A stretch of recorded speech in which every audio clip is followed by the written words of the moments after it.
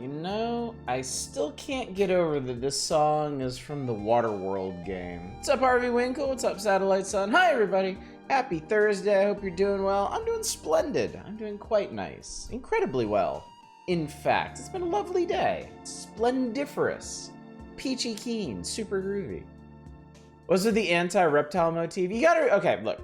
I'm getting ahead of myself here. You gotta remember, Star Fox and its associated media were a product of their time, all right? The 90s were a different time, where there was an unpleasant undercurrent of anti-lizard people sentiment, and the Star Fox comic, of all things, really kind of latched onto that. And it's unfortunate, and we pay for the sins of our ancestors now in how we treat the lizard people in our lives today.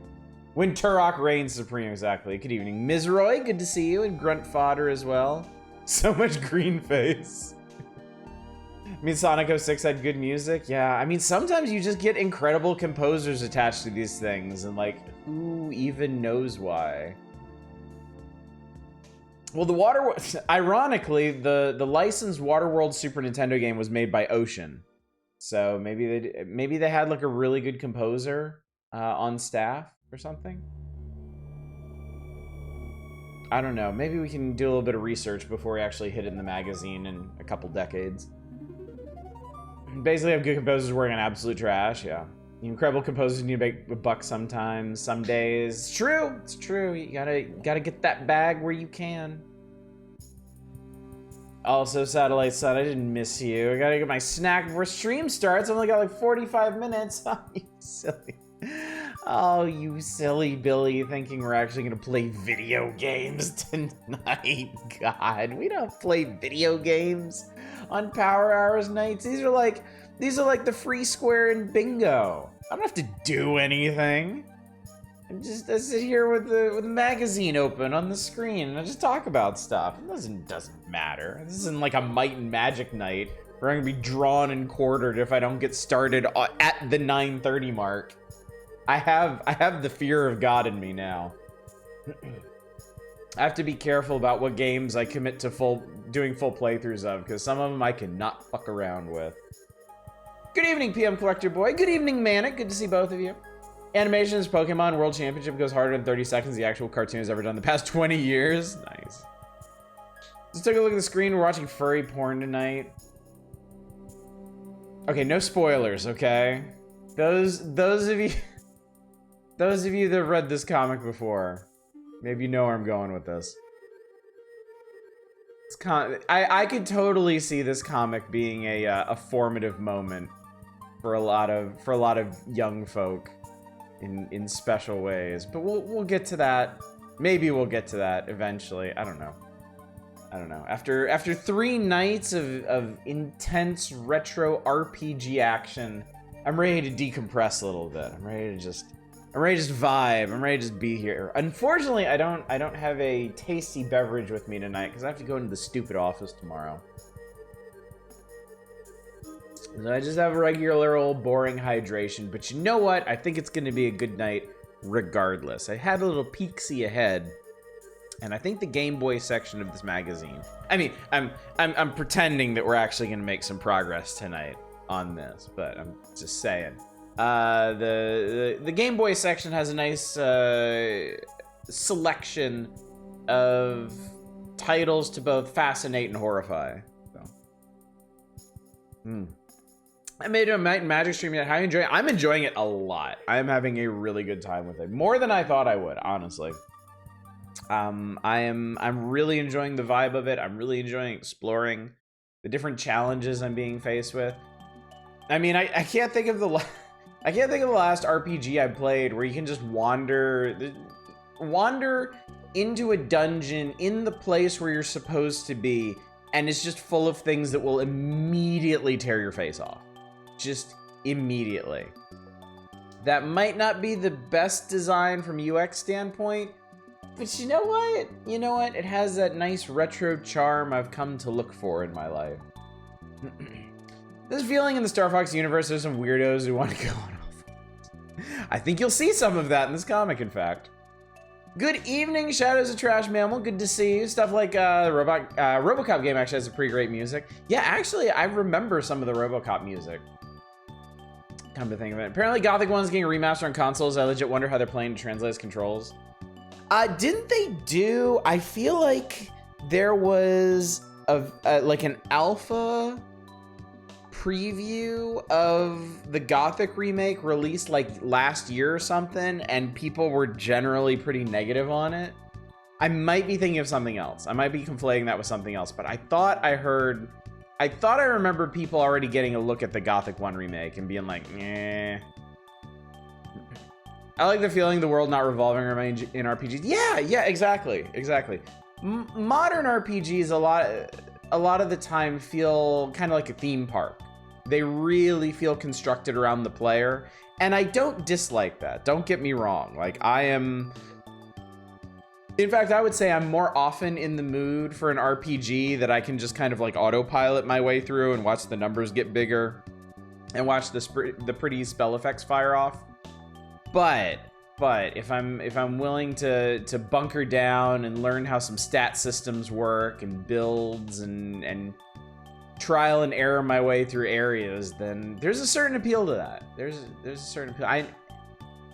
I don't think I appreciated it as much when I was a child as I do now. I think actually revisiting these games that I missed from the olden days, I think is building my appreciation for that style. Definitely how CRPGs work back then.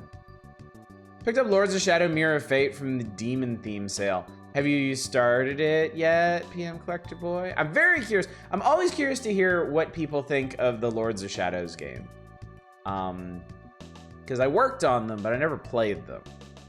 And I don't really intend to get to them at any point. I feel like I know enough about them that I'm not particularly interested in them. Like, my love of Castlevania is definitely in the older style games. The older style platformers, but did an alpha for Gothic remake like 2 years ago. That's pretty crap. Making the world revolve around the player too much and not having the bottom of the food chain feeling make Gothic unique alongside a main character that really badly suffers. Doesn't shut the hell up, itis. Own the Lords of Shadows games. I hadn't played them. A common affliction, I think. I might own the Lords of Shadows games for all I know. I feel like I'm always surprised when I go looking through these different theme sales and I'm like, oh man, this looks really cool. Oh, why haven't I? Wait, I did pick this up. Oh Christ, when did I pick that up? It's very, very, very easy to do. Speaking of picking things up, who got on the Baldur's Gate 3 train? Choo choo. That motherfucker pulled out of the station like a earthquake. I don't know if that's a really appropriate simile, but I'm gonna roll with it. Ha! Ha! Terminology consistency. Yes. I need the main character to narrate for grabbing and lighting a torch step by step. Plan on getting it later. I have some money concerns right now. Yeah.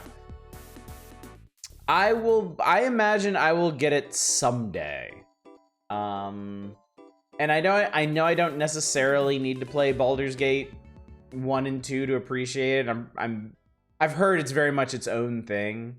But I have the brain worms about starting from the start, so.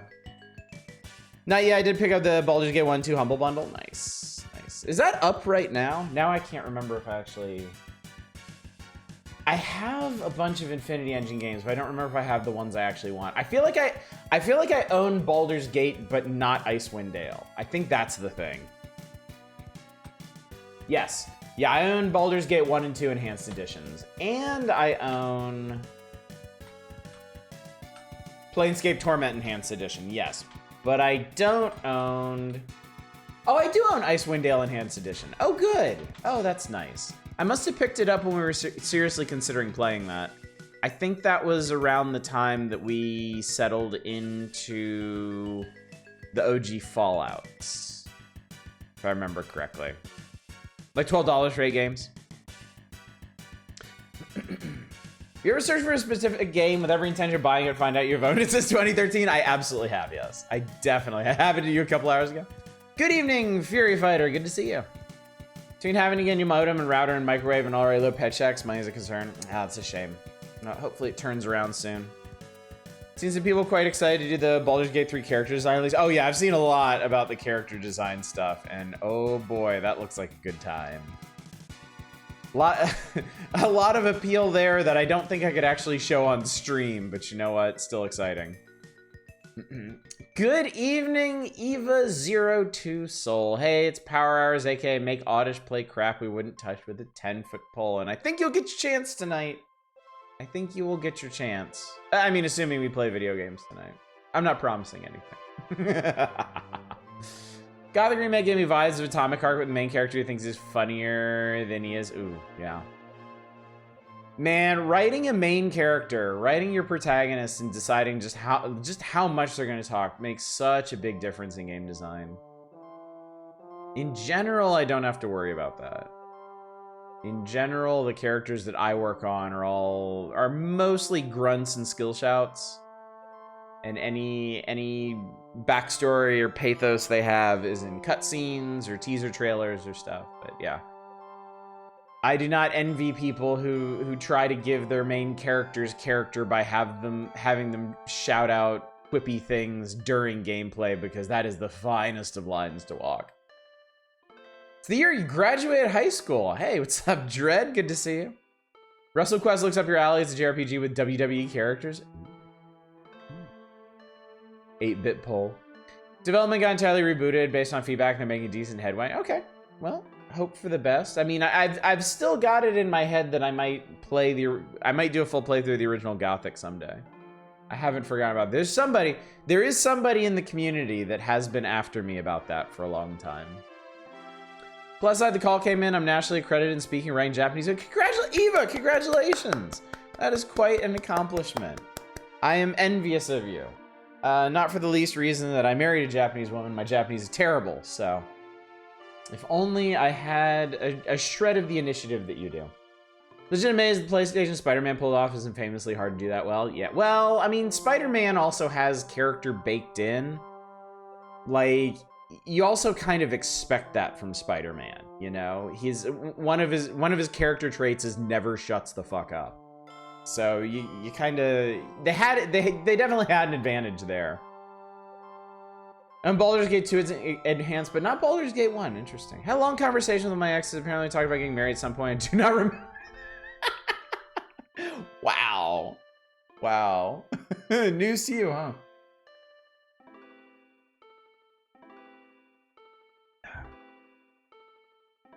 I trust you to rewrite Dante versus the Ninja Theory people. Well, the Ninja Theory people... Well... Wait a sec. Wait a tick. Hang on.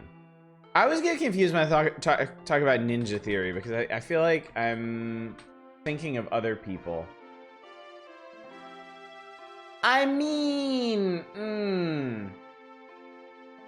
Ninja Theory made Hellblade, and that's a very well-written game. So, their Dante was questionable. I wonder about that, because I feel like their DMC has aged more gracefully than its initial reception would have suggested. I kind of wonder, honestly, if maybe the march of time and like the intervening hell years since it came out might change people's perspective on it. Check out the Switch port when it's out. I'll let you know it's more beginner friendly. You own a Switch? I do own a Switch, yes. Eva's ready from the cyberpunk Zaibatsu take over our weak Western cultures. To be fair, Spider-Man's in a world that knows he never shuts the fuck up and will react to that. Yeah. I mean, it's kind of built for that whole thing. It's, you know, you wouldn't want to make a Spider-Man game with a silent protagonist, you know?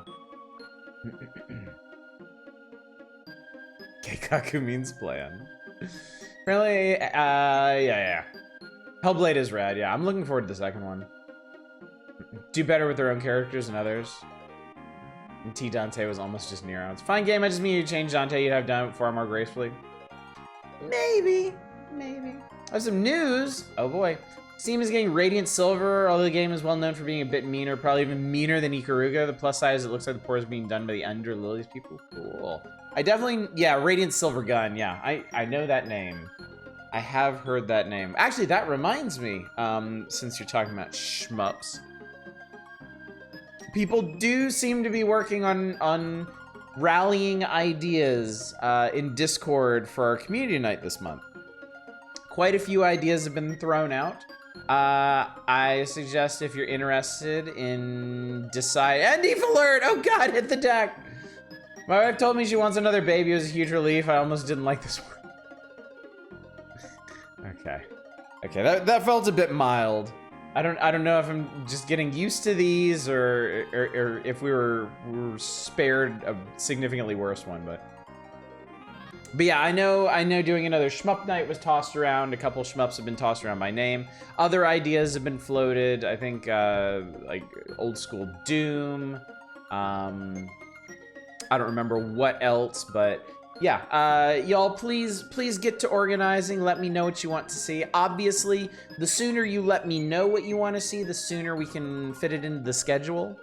But whatever it is y'all decide, please decide it by the 15th of the month. That way I can guarantee you a time slot in the month of August. And if you want to go ahead and decide on September, because people were talking about doing another Sage Expo night, and that's apparently going to be at the very beginning of September, you can go ahead and plan that out too. I have like 15 hours in Diablo 4 now. They made it more MMO-like, and I don't hate it. Interesting. Interesting. I feel like I've heard a lot of mixed things about Diablo 4. I also saw the Path of Exile developers responding to a lot of the complaints about Diablo 4 and explaining how they're going in a different direction. And what they're doing sounds really cool to me, so I think I'm more interested in following that. Good gameplay and creative level gimmicks help poor writing, in my opinion. I'm also used to Capcom Dante have been colored by that writing-wise.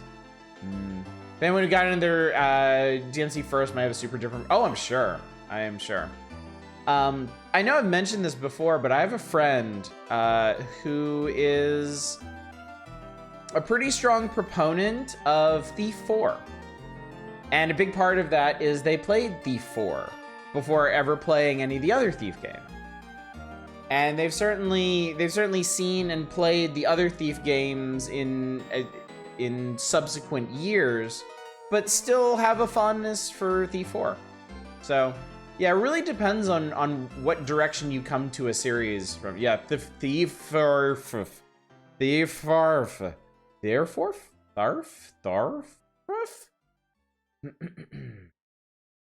Say for sure the dev interviews about the DMC reboot age like milk left in the sun. Ooh. I can't believe the weekend's already over. It's not. I know, that's why I can't believe it. Means we only have 11 days. There's nowhere near enough time. Yes. The wheels of democracy turn slowly, but they can be turned. They can be turned, chat. Typing is all over. Is all the place lately over? Beg Differ, glad they got something out of it that I couldn't. The Fast and the Thiefiest. Fantastic Thief. Imagine if your first Deus Ex was Human Evolution, you'd probably think it's an amazing game. I mean, if we're pouring out our hearts here, chat, if we're being real with each other, if we're doing a real night, I played Deus Ex. I played the original Deus Ex when it came out, and I loved it. It was amazing. I think at the time at the time I put it over System Shock 2, which I had just completed. And I think Deus Ex was like the pinnacle of gaming for me for a while. I had the CG emblem background on my computer. I think that was back in the days when people would still do like custom cursors and system sounds and stuff. And I had one themed after the Deus Ex interface. I was super into it. I was super into it. And then Invisible War came out and crushed all my hopes and dreams. Human Revolution came out. I liked it. I like that game. I like that game quite a bit. I have never revisited it. Not in the way that I have revisited the original Deus Ex multiple times. And while I wouldn't necessarily say it's as good as the original Deus Ex, I do actually think it does some things better, to be honest with you.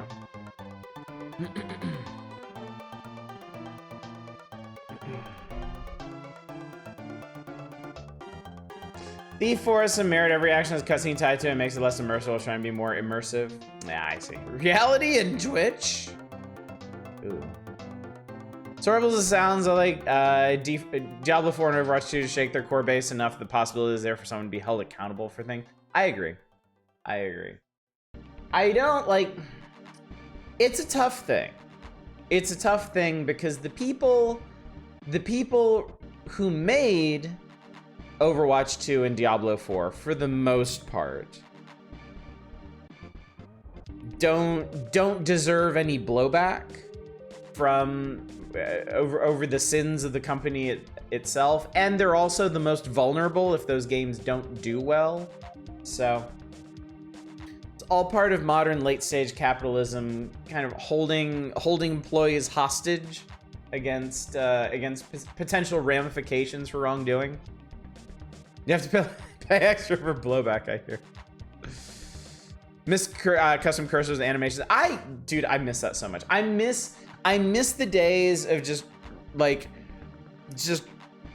rampant, gaudy, fan-driven customization, like Winamp skins and custom Windows themes and custom cursors and sound packs, and it was the era of paying 99 cents for a ringtone, chat. And it is so far beyond us now, behind us, really. Human Revolution came out in a really weird place. It wants to be like an immersive sim, but also when that genre is super, super dead, so it's like a compromise. Look, I don't really think it's that far off from an immersive sim. I'm not so married to the genre that I'm gonna come out and like write some screed about how BioShock or Human Revolution are not immersive sims. They have all the features of the genre. If you don't personally like them, that's fine, but that doesn't mean they aren't what they are. And for my money, they do them well. They're not perfect, but then again, no game is. I will sit here and rant about System Shock 2 for as long as you want. Because as much as I love that game, I love like 2/3 of that game. The other third, I am lifelong mortal enemies with. Graphically more impressive, his engine is also not made of cloth and dreams. Yeah, that helps too. I like how I'm getting behind on chat. I'm failing you, chat. I'm failing in my role as streamer mans. I like how the Star Fox crew just snappy one-liners while they murder sentient beings. I mean, who didn't in the 90s? Everybody did that. I probably did that. Stealth actually works in Human Revolution instead of whatever the original was trying to do. I mostly don't absolutely hate Human Revolution. Some of those compromises like regenerating health feel questionable to me. Shadows, I'm curious. Did you ever watch the H Bomber Guy video on Human Revolution? Because it's very interesting. It's very, very interesting. Why are all the Star Fox people dressed like Kenshiro? Because Kenshiro is fucking badass. Kenshiro is great. Also, I mean, the artist is Japanese. Benimaru Ito. And an entire generation of Japanese kids were raised on Hokuto no Ken. So, Elcar's browser skins. Hell yes, grunt fodder. I had multiple friends in high school that had their own custom Elcar's stuff on their computer. Played the second Deus Ex game for the first and thought it was okay. I played Deus Ex 1 on PS2 and thought it was ugly as sin, but very fun. I mean, yeah, it's like the old school Thief games. They haven't aged gracefully in terms of looks. Had a Jolt Cola Windows theme. What's up, 2-Hit? Found the name of the Gothic 2 total conversion is called Chronicles of Mirtana, and it's free, but you do need the original Gothic 2. Okay. BioShock is dating sim if you play it right. Some hot required. I don't think it's bad. I think it's really interesting to see you try to introduce elements of third-person cover shooting the previous genre standards. It was anime night when the fight broke out. Yeah. Well, they're on like a Star Cruiser right now, so it could have been like the Disney Galactic Star Cruiser, where they have like costume theme nights and stuff, and things got a little out of hand. Not trying to call having compromise a bad thing, just an interesting result, the exact era when it came out. Can't get Thief 1 to stream for Midna, she's gonna stream Prey instead. I mean, honestly, you should probably just go with that. Prey is absolutely a better game. Prey is one of the greatest games I've ever played in my life. Prey is like an all-time top 5. Maybe top 3. I don't know. I feel awkward ranking things, but Prey has got to be up there. Prey to me is like the quintessential immersive sim. It just does everything right. Which Prey? The newer one. Yeah, Arcane's. Thank you. I couldn't remember the company name. Studio name. Yeah. I've always been curious about the previous Prey, the one that you can't find anywhere, ever. Part of me kind of wants to play through it, but part of me has also heard it's a really tedious and repetitive game. Also, OG Prey is absolutely fascinating to me because it had portals before Portal, and it had like full planetoids you could run around with their own gravity before Mario Galaxy, and it had them in the same game, but just wasn't nearly as popular as either of those. And that's fascinating to me. Well, I replay Human Revolution at some point, because in some ways I remember it feeling like a time capsule of when it came out. The original Prey is kind of alright first-person shooter. Good evening, RX Hydro. Gorgeous detailed choices matter and other Steam tags. Prey is great. Peach, good to see you tonight. How's it going? It's good. It's good. I'm having a very nice night. A very pleasant evening. Lacks impact. That Bonzi buddy? No, I never stooped to such depths. I can say that with certainty. Original Prey is really cool. You need a strong stomach for really intense body. Oh yeah, I know about that. I know about the body horror. OG Prey does some cool stuff. Tears of the Kingdom immersive sim adjacent. Original Prey comeback mechanic where you were out of HP in the first place I saw in the genre, which stuck with me. Surprised more games didn't do that. I'm surprised more games didn't. Well, I suppose OG Prey was far enough back that lives and checkpoints were still the order of the day. Turok is still fun, it turns out. I'm not surprised. I'm looking forward to getting to it, you know, in a few decades. I already made that joke tonight. I don't care. It's still true. Yeah, the one OG Prey was the one with the Native American main character, and then Arcane Prey is the space horror. Hey, want some idea the task work is giving me now? Sure, lay it on us. What's up, Manic? Not all of its ideas work. It has some interesting ideas. Deeply respect that. Arrange the letters of Star Fox and you get farts. PM Collector Boy out here spitting truth tonight. God damn. Was not ready for that one. I think that shocked me so hard, I'm feeling like I need to get on with things. Shatora! Hey, thank you for the follow. I appreciate it. How you doing tonight? Good to see you. Glad you're here. It's like an old friend dropping by of it. I've barely met. Please create a spreadsheet including every property we own, every item we ever ordered from anyone, including SKU, item description, brand, package size, price, vendor, how many we ordered, and how much it would cost. Wow. That sounds like some bullshit. That sounds like some straight bullshit. Are you there counting now? Okay, both of us talking on the laptop. Oh, nice. Shared keyboarding. Administrative assistant. Well, you're gonna be assisting your ass off. Clearly. Fury broke his nails, so I'm fixing them pedicure. Oh, nice. Nice. You gonna say about JPEG? Oh, chat. Are you ready? I know this is kind of out of the blue. I mean, I'm in the blue right now, but I'm not out of it yet. Okay, we're getting there. You wanna get to the magazine? You wanna talk about some Star Fox and play some games and maybe they'll be good? And yeah, I'm so ready, like you have no idea. This feels like a comfortable thing, hitting the 9:30 mark and being like, yeah, now we're in the red. Ah, back in the blue. Back heading for the purple, the pinkish. It's fine. It's fine. Let's fucking video games. Yeah, let's do this. Let's do this. Let's accomplish some things. What if we finish this issue sometime and then started another? What a concept. Why does Fox have a cape? Because he's a hero. He's a hero to all the mammals, but not the cold-bloodeds. Not the lizards and the reptoids. That's no good. Anyway, welcome back to the Power Hours. Welcome back to March of 1993. We are deep in Super NES territory. The magazine has been reshuffled to feature SNES games over Game Boy and NES titles, as the system has taken the world by storm.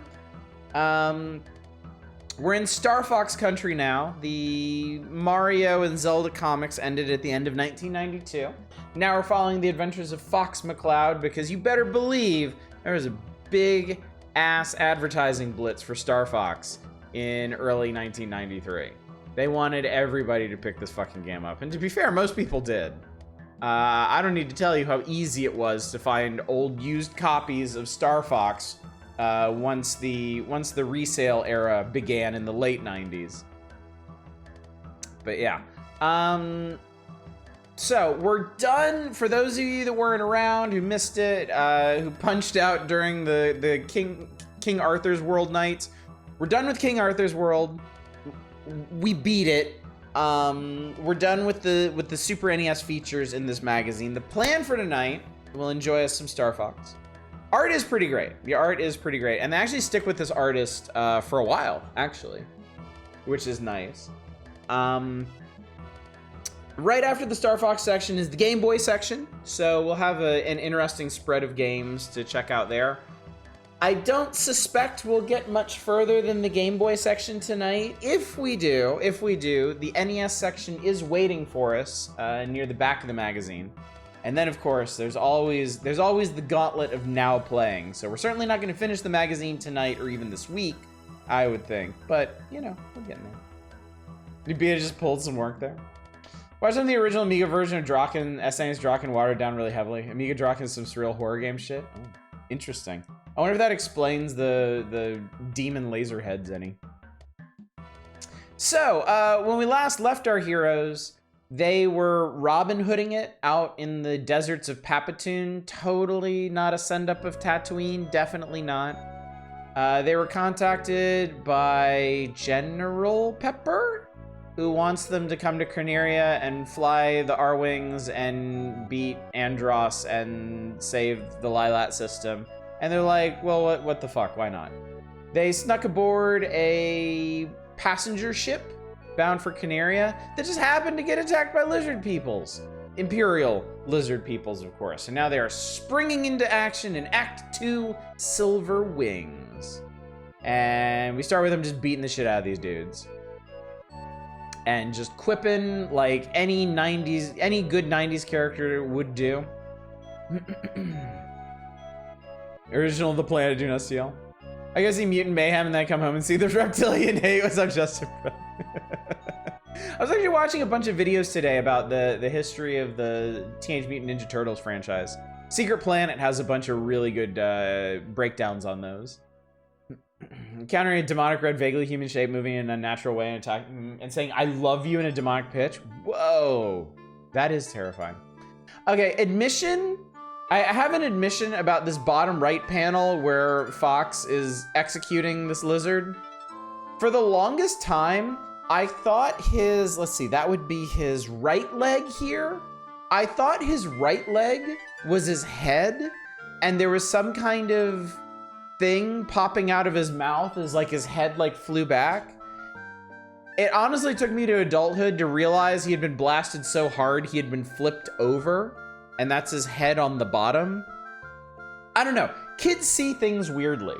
I think I told y'all when we were playing Legend of Zelda, like the OG Legend of Zelda, that the guys that throw boomerangs, for the longest time, I thought they were just giant, like grinning faces. I thought they were giant grinning faces with little stubby arms and legs. I didn't realize until much later in life, they have small, like normally proportioned heads and faces, and that's just their big rotund bodies. I had weird perceptions as a kid. TMT's Passion of a Single Man, Peter Laird checked out a while ago. It's all Kevin Eastman now. Yeah, Peter Laird, I think, sold off his portion in, I think around 2000 it was. Kinda wanna try because I was not expecting a legit horror RPG on PC versus whatever the SNES port's trying to be. Boomerang guys are like kobolds? Yeah, exactly. Likes will always be stack of pancakes. But yeah, exactly. I mean, they're not... You can't really parse much out of that beyond that, so it's like, whatever. Oh, here we go. Here we go, chat. Get myself out of the way. Guess I didn't expect such hazardous cargo. Why send Imperial troops on a freighter? Something strange. I don't know who's saying something strange is going on. I'm sorry. It, like... Word bubble layout? As many nice things as I'll say about the comics and Nintendo Power, I think because they were drawn by Japanese artists and written by the American editorial, the word bubble layout isn't always the most sensible. I have no idea who's saying something strange is going on here because it's not attributed to anyone in particular. Fox's mouth isn't open. Falco's doing like a double take. Yeah, he's the only one with his mouth open, but it doesn't look like he's talking. It looks like his tongue is trying to escape from his face, honestly. Yeah, for 2 years I thought you were a floating torso. Kids see things differently. Benimaru Ito did the Star Fox manga. He also worked on the Kirby games, Pokemon art design for the OG Smash Bros. Stage. Oh, no kidding. Very prolific guy. It's the ship speakers. Attention crew and passengers. Something strange is going on. Stand still, scumbait, or the girl gets it. Some hero, you are a Fox McClown. And then we got a name dropper. Who's the host? There's no buff. That's Farrah Phoenix, daughter of the spaceship magnate. If you thought OG Star Fox was too much of a sausage party, don't worry. The comic has you covered. Alright. So, the whole reason they attacked the cruiser was to kidnap her. For ransom or something. No time for your famous last-second rescues, McCloud. Oh, how will they ever get out of this pickle? Was there a word balloon for the general vibe? I like that. I like that. A vibe balloon, if you will. I think they sell those at specialty stores. Also, the Pokemon's modeling director for the Stadium series. You can tell if you read manga, the pacing, structure, dialogue is completely different from comics. Yeah, artists spaced out differently. And then, oh my god, it's Slippy from the top rope. He was hiding out in the thing. Also, they had to put arrows to show you the progression of panels. So yeah, he pops out of this tank, splams the lizard on the head. They're like, haha, good timing. And then Farrah coyly makes an exit. Apparently that was the bath he was in. Mr. Pigman's come down and says, Mr. Phoenix is very grateful. How grateful, I wonder. First class tickets. You could ask for Moon. Moons aren't nearly as comfortable. Besides, I've got other things on my mind, like this new R-Wing fighters. Farrah Phoenix. Nice name. You can't see that. It's me. Here we go. We'll move up here. Already the sexual tension is thick. Photoreals like Slippy is terrifying. Slippy's the sewer he belongs. I feel like the panels are also incredibly rigid, like too straight edge. Yeah, I think some more dynamic panel design would have helped a bit here. Instead, it feels like a series of postcards. That's not Slippy. That was useful. It can't be Slippy. Now I got good comics. When is Nestor getting shit canned? I believe at the end of 1993, I think. Furry Awakening manga. Oh, Shatora. Oh, we're getting there. Don't you worry. Okay, now I will say I love this layout. I do love this top panel layout. It feels powerful. You really feel that vashoom in your bones.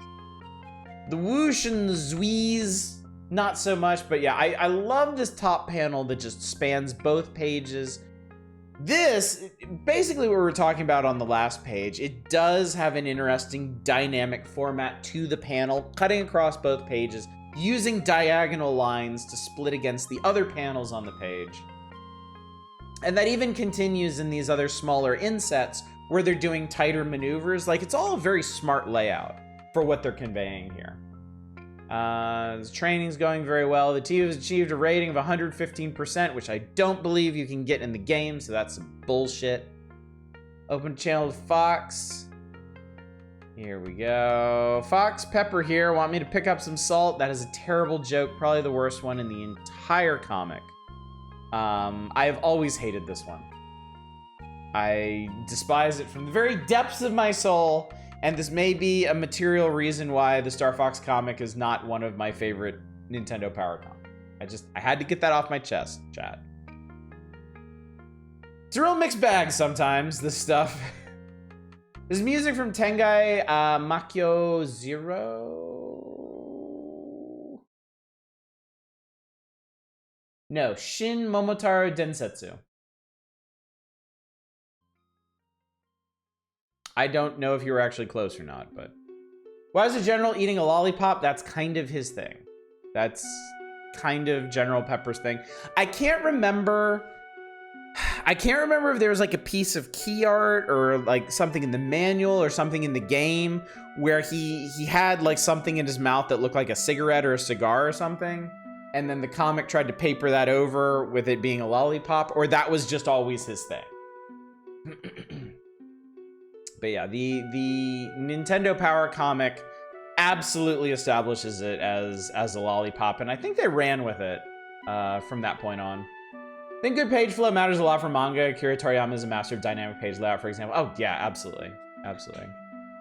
Other comedy, Jidaigeki RPGs, so close enough. All right, yeah, you're in the ballpark.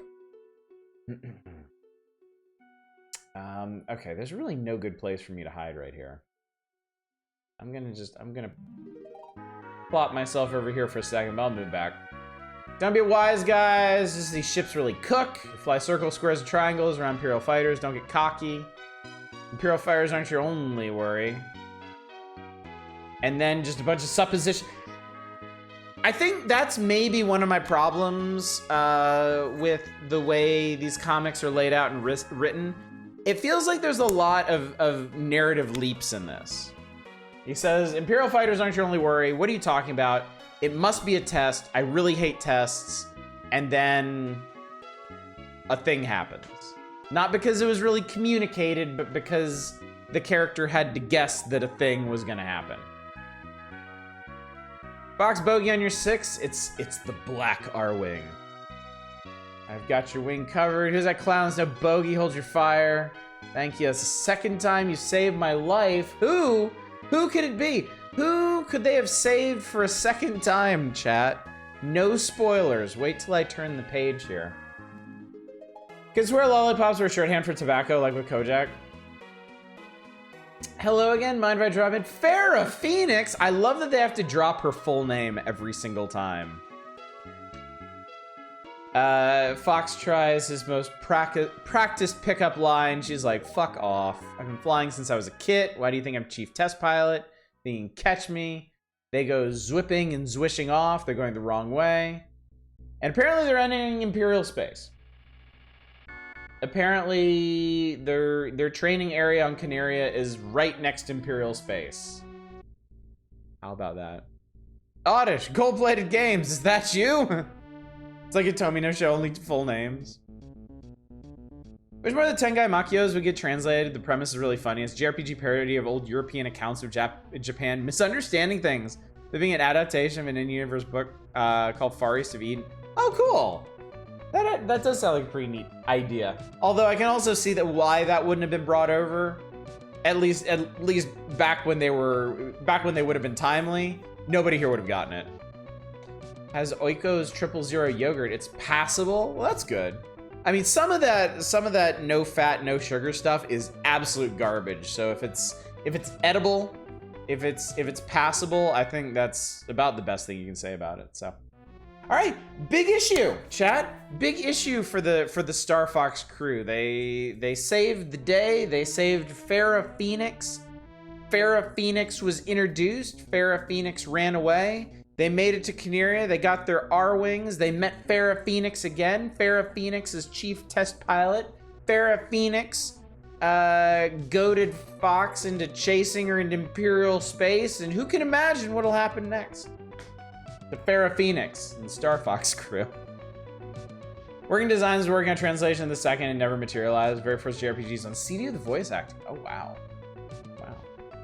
Quite an undertaking, man. Sugar from the fruit only, that's it. We saw a recipe for oatmeal cookies. It's just banana and oats. Ooh, yeah, that could be real good. That could be real, real good. Had music by Joe Hisaishi. Yes! Oh, God, I love Joe Hisaishi. Some of my favorite music ever. His pieces just exude, like, perfect peace and warmth. I do not have enough good things to say about them. They're wonderful. It's a video game, chat. Hit the deck. We've made it. We've made it to the Game Boy section, and we're not even an hour into the stream. How proud I am of myself tonight, chat. Not that anybody's gonna request this, because I've noticed people seem to just slide right past the Adventure Island games. And that's fine, because I didn't realize, at least the old NES and Game Boy Adventure Island games, just how similar they are. Like, to this day, I still can't really remember the difference between Adventure Island 2 and Adventure Island 3. And this is only gonna serve to confuse things worse, because check this out. Hudson Soft's Master Higgins is back in an adventure that's new to Game Boy, and yes, lost his girlfriend yet again. If you like the other games in the Adventure Island series, you'll probably like this one too. It's nearly the same as Adventure Island 3 for the NES. So not only is there not a whole lot of daylight between Adventure Island 2 and Adventure Island 3 on NES, when they made Adventure Island 2 on Game Boy, it's actually sort of a demake of Adventure Island 3 on NES. So, Hudson's Adventure Island 2 Aliens Paradise. Is that you? A Sega Saturn spin-off that was the opposite with Japanese parody of American culture around the same time. Oh, I would love to play that. That'd be really cool. This is your birthday edition. Happy birthday! Wow, very nice. Everybody, can we get some happy birthdays for Shitora in chat? Congratulations. I hope it's an enjoyable one. I hope tonight's Power Hours meets your expectations and then some. Yes, dude, this series was massive in Japan. Like, my wife is not a big gamer. My wife was pretty much just played like a couple big name games in Japan. She played Super Mario Brothers, she played Dragon Quest, and she played Adventure Island. Like, I really cannot overstate the saturation that Hudson had with the Adventure Island games in Japan. And how much energy and effort they put into bringing them over here, and how they just did not get the same reception. The March edition would have been your 5th birthday? Oh, wow. That's really cool. That's amazing to think. One arc is literally just cool writings with yokai in Chicago's just an evil tower. I mean, that seems pretty accurate, honestly. So yeah, same, I think it's the same structure as Adventure Island 3, 8 islands. You move across them in... Actually, no, I think this is exactly the same thing, because Adventure Island 2 had discrete individual islands that you'd go through a series of levels on. Adventure Island 3 had one big world map that you kind of progressed across in different discrete areas. So yeah, this is basically the same thing. I'm 30, cough hack, wheeze years old, only 30? Yeah. All right, youngin', get off my lawn. Can't believe they're like kids on this platform. Really don't know how a fat dude in a hat eating thing didn't fly with America is literally just missing a flag in one hand. It's true, it's true. I don't know, I feel like maybe the gameplay of original Adventure Island maybe didn't connect right with people. Because it was hard, man. It was really tough, and it wasn't really like other platformers at the time. And then if anything, Adventure Island 2 and 3 kind of augured more towards just baseline platforming at a time when like the American market at least was absolutely saturated with better platformers. You know, people in America, they were playing the Mario Bros games, They were playing Mega Mans, they were playing Ninja Gaidens, they were playing Castlevanias, if you want to consider the platforming and that good. They were playing all these random one-off games like Power Blade and, oh god, Contra. I can't forget about Contra. I think it was just I think it was a matter of being very different markets. The Japanese market was heavily dominated by RPG and strategy games. It's, you know, the Dragon Quest series and Koei's games and all that stuff. Whereas the American market was much more action-oriented. Platformers and shmups and all of that stuff. Some RPGs still did really well, but they didn't have, like, Final Fantasy did really well. Dragon Warrior did not, you know? People were much more picky about that. So Hudson was trying to push their blockbuster Adventure Island series into a market that was much more saturated in what they were offering than the Japanese market was. Ding dang kids, you ding dang rock music. More numbers just gonna skip. Yeah, don't worry about that. It's just round. Just round down. Really interesting to see Adventure Island is literally just an alternative line of sequels running off the first Wonder Boy compared to what Wonder Boy did with his own sequels. It's also interesting. It's also interesting when you get to the Super Nintendo. And the Adventure Island games start morphing into different things. Well, isn't there... Oh god, isn't there an Adventure Island 4 that didn't come... Or it either didn't come to the West, or it came at the very, like, absolute ass end of the NES's lifespan, and it's also a very different structure. It's like a Metroidvania or something. I hope I'm not getting that conflated with something else we played. I know we've played something like that. An entry in a series that I wasn't expecting. I think it was. Super Adventure Island 2 kind of morphed into a monster worldy Metroidvania RPG. You know what I think the closest analog to Super Adventure Island 2 is? I think it's Demon's Crest. I think it actually shares a lot of DNA with Demon's Crest, because you have like a world map that you have to get different powers to move around in, and once you do, it unlocks new like level areas to explore in. Yeah. Sadly, can't stay long. Gotta take Bo the groomer early, so we're about to go to sleep. Well, the sleep of the just. Thank you so much for coming out. Happy birthday once again. I hope it's been a fun one. I hope you've enjoyed. Waiting for nail to dry first. Well, I'm still gonna give you the warm send off for whenever you do drift off to sleep. But it is, of course, great as always to see you out. Lots of CRPGs getting solid Famicom adaptations too, like Wizardry 1 through 3. Yeah. Yeah, I think overall, like the Japanese market just had a much higher appetite, a much greater hunger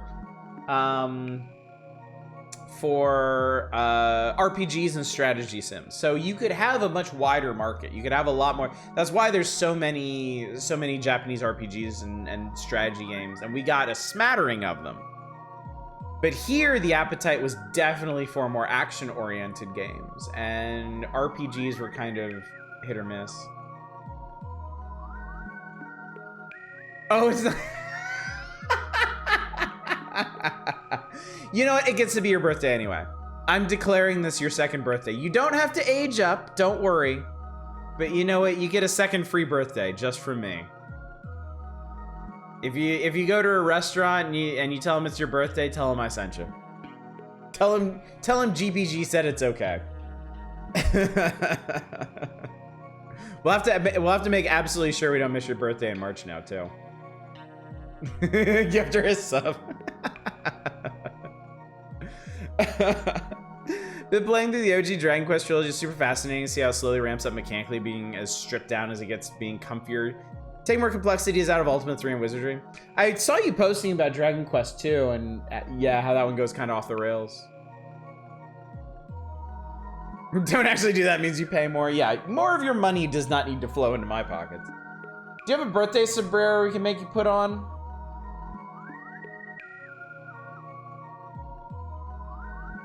Yes. Somebody request a birthday hat.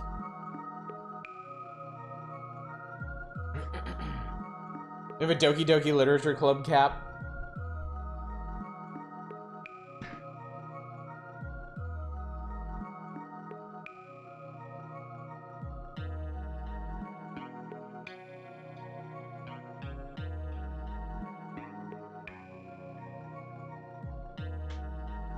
Ay, caramba! Happy birthday! But do not request a birthday suit. Prepare for regret. That'll do. Okay, good. Good. Request boring brand cap so I can roleplay as Master Higgins. No, this is way more fun. I mean, you have to collect all kinds of fruit and stuff.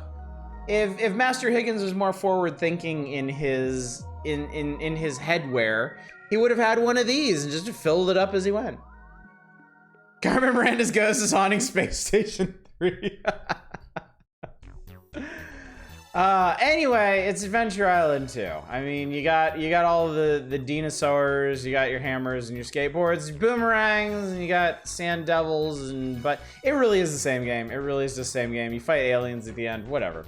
We've been there. We've been there. Now this, we have not been here. The hat, I gotta see this hat. Let's have a look-see. Oh, that's a cool-ass hat. I actually really like that hat. That is a fine hat. Fuck you, Milon. Somebody, yep. That's about what I was expecting. People are like, oh God, this game, and then some opportunistic fuck just like,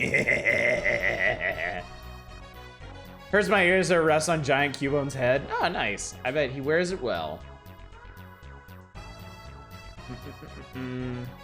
According to interviews, Yuji Horii was simultaneously really afraid if kids would get RPG mechanics and if Dragon Quest was a flash in the pan. As a designer, he got a whole lot cozier with designing RPGs as Series 1. That's understandable.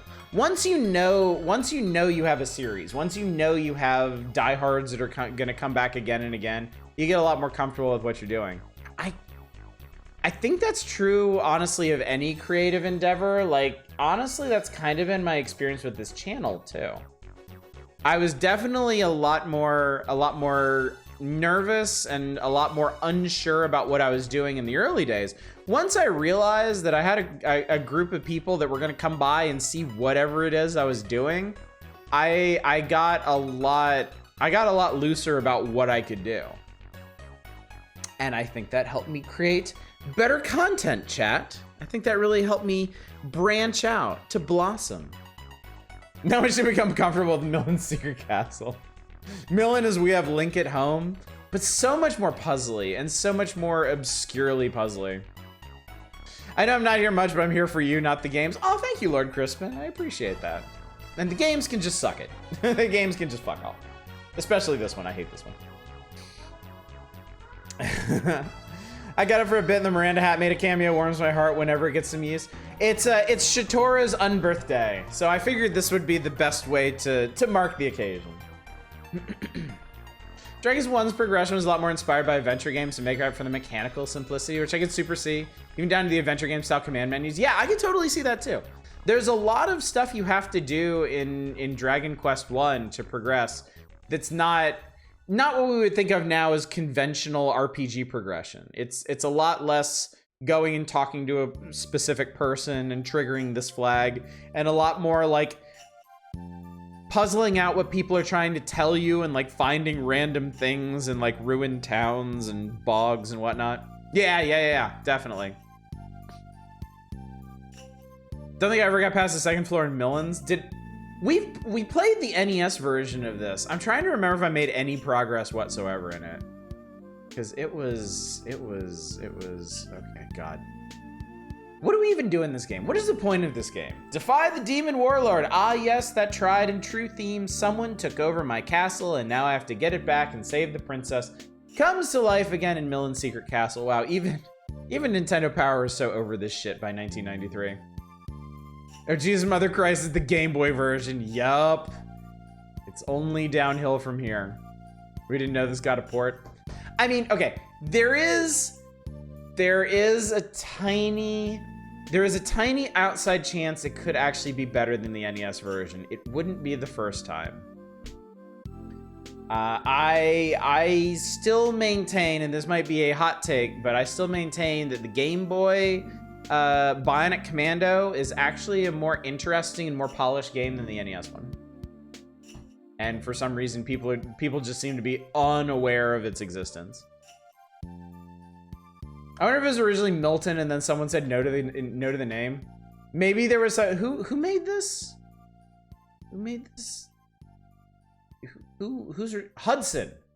Maybe there was somebody at the Hudson American offices named Milton, and when they got this game and had to localize it and market it for the West, they realized it was dog shit, and he was like, I don't want my name on this thing.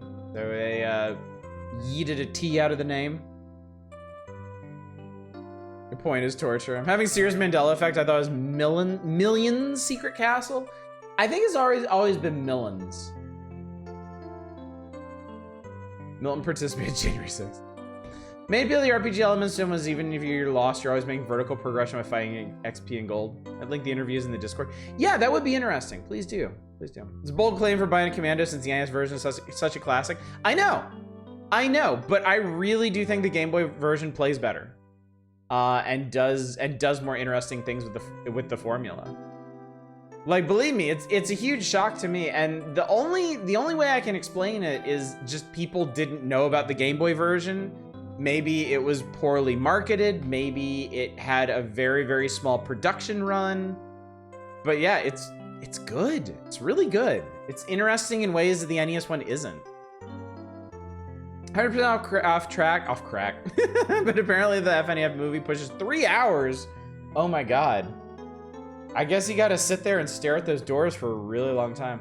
Oh my god, I looked at Moby Games and literally every staff member is listed as uncredited. Oh my god. Why? They were not proud of this. No noble deed is commemorated here, chat. This is not a place of honor. More like Milon's obvious hassle, am I right? I think we are. They realized what they made. Okay, what is the plot of this garbage? Because I don't really want to play this, so I'm gonna try and pad this out as much as I can. We're gonna read through each and every one of these fucking item descriptions. I will live in the castle here. Me and my badass hat. Remember everyone that Eva's the one who wants us to see this? All the people who live in the land of Hudson have the ability to communicate through music. All of them, that is, except Milon. So he set off to distant lands in search of musical wisdom. When he returned to his home, he found that a terrible battle had taken place, and his once glorious castle was now controlled by the warlord and his minions. Now the main objective for Milon in the castle-conquering adventure is to rescue Queen Eliza and take back his castle. However, before following through with his noble feat, Milon must defeat the hideous creatures that guarded the 7 magic crystal balls. Barnaby, the castle wizard, can help Milon by offering hints and items. Okay. So this dipshit up in the corner here is tone deaf in a land of magical musical people. It's basically like the musical episode of your favorite TV show every day, and he just can't participate because he sucks. So he went off on a pointless quest, I suppose, because it doesn't seem like he's any more magically inclined when he gets back, and everybody's been owned. To quote Sir James Rolfe, Milon's secret castle more like Milon's shitty castle. The director had no experience directing, seeming that was actually a sound programmer. Oh god. Same plot as Mission Impossible. Impossible Mission 2, excuse me. Remember everyone that Numberless Dread wants us to feel as bad as Eva. Milon will collect a wealth of items on his journey. Each item has its own function, will be important. Barnaby, if you cannot proceed to the next level, you probably missed something along the way. Key, the most important item to find is Milon's ticket to each level's exit. Break blocks with the energy bubble, find cash also. What do we have? What are our tools of the trade, chat? Umbrellas. Some enemies when destroyed will release an umbrella. Milon grabs his item before it floats away. He'll be able to blast his energy bubbles in a rapid-fire manner. Balloon. To escape from the well, Milon will have to have one of these uplifting items. Power of elevation can be accessed by blasting a certain one-eyed enemy. Honeycomb. Very important item. Finding one of these will fill up Milon's energy and add one more bar to his energy gauge. Crystal. Defeating one of the warlord bosses will get a crystal ball, and you'll need to come with a total of 7 crystal balls to finish the game and rescue the queen. I'll pull the trigger. I also want to see his shit. Too bad it's already been requested. It's already in the queue. As soon as I finish stalling, we're gonna do it. It's gonna happen. We go to bed now. Have fun. Good luck. Thanks, Shator. Thank you, Shator and Fury. Sleep well. Have a good one. Hopefully we'll see you out tomorrow night. Oh god! I realized I settled on a theme for tomorrow night's Weird Old Wheel. We're doing PS1 games. So I think that's going to appeal to quite a few of you. But I am going to hopefully assemble a selection of bizarre-ass requested PS1 games, and we're going to play a bunch of them, so. We got any mods? Boom! Nice shot. Well played, 2-hit. Hey, bot. Bye, you bot. So yeah, I will say I'm not gonna have a whole lot of time to get things ready tomorrow night, so hopefully that's not gonna impede our fun. But I am planning on rounding up a whole bunch of PS1 games and playing a bunch of weird PS1 shit. 'Cause there's a lot of weird shit on the PS1. I sorted the weird old games request spreadsheet that y'all contribute to. I sorted it by platform, and when I got to PS1, I was like, yes, yes, yes, yes, oh yes, yeah, okay, let's do this. Oh God, please let it be Baroque.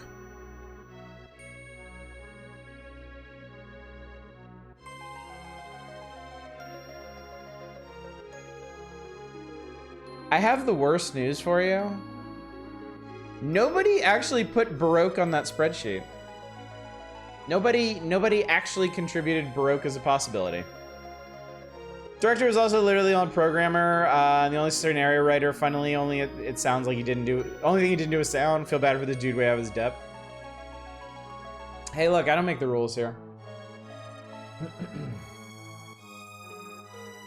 Jump shoes. Milon will need the help of these special boosts to propel him to greater heights. Jumping on one of the springs in a particular maze room. I swear, it personally. Baroque might have been nominated as a Saturn game. Let me check.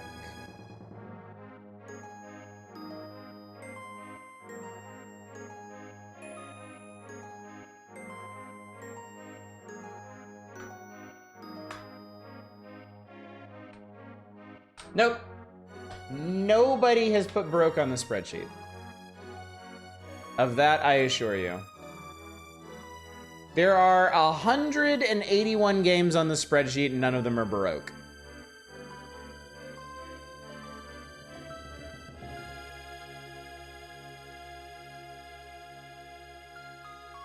I am livid. Is Martian Gothic on there? No. I don't believe so. Nope. I tell you what, chat. Let me do you a little solid. Let me help you out. Hang on. I'm gonna turn the suggestions reminders back on. What is the command for that? It might be exclamation point.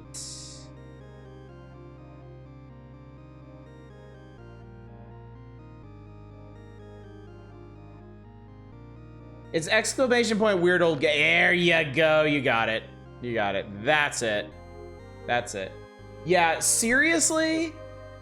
Anything you want me to see, anything you want, fuck out it.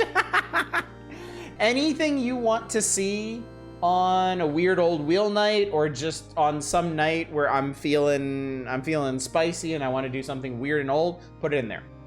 Even if you think it's already in there, if it's in there multiple times, I will notice that.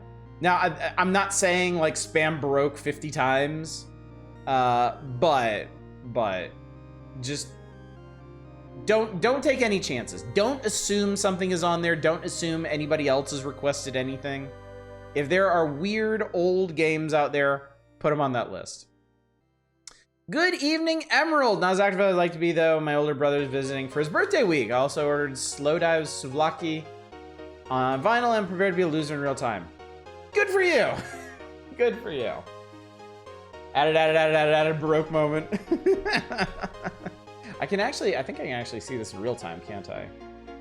Yes, I can see this in real time. How exciting. How exciting. Someday maybe I will show you this chart. I really like it. It's a nice index of weird things to consider for playing. If it ain't Baroque, fix it. Souvlaki is the best album of all time. That is your hot take. Ooh. And a hot take it is. For I am aware of many albums out there, many of which people would call the best. God, honestly, I don't even want to read about all of Milon's stupid shit. Medicine. Having this item in his inventory allows Milon to shriek if he finds and touches a boxing glove. See, none of this shit makes any sense is the problem. Like, I feel like if you're gonna play this game, you need to have this chart or the instruction booklet open while you're playing it. Like, how the fuck are you supposed to know that this bottle of nondescript medicine allows Milon to shrink if he finds and touches a boxing glove? What the entire fuck? Okay, so the lamp is another thing you need when you go into the well. You need the balloon and the lamp. The vest protects him from flames. The hammer breaks through castle walls in certain places. The saw allows Milon to enter the castle through windows. With the feather, Milon is able to ride the elevator in the well. What the shit is this? If you call it Milon's stupid shit in the now playing section, I will fucking die. Sword powers up energy balls. Tube? Like, as in tube of toothpaste? Things which are once invisible to Milon now becomes visible because the little guys have to... What? The balloon... He gets a whole ass airship that he apparently stuffs in his pants so he can glide slowly when he falls from a ledge? The roller shoes allow... What? These aren't even roller shoes. These are spring shoes. And they, of course, they let him jump higher. Where the hell else do you put an airship? Well, I don't think I could fit one in my pants alongside my massive pulsating. Warning, do not look up pants inflation. Then you're wearing the wrong pants. Ice bottle puts out fires. Okay, that actually tracks, amazingly enough. Crown and the cane are two items the Milon needs to collect. No, you also need to collect the crystals, you lying piece of shit. Oh my god. Why is it always pulsating? Castle Garland, maze techniques. Finish it. I wish I could finish it up. All right.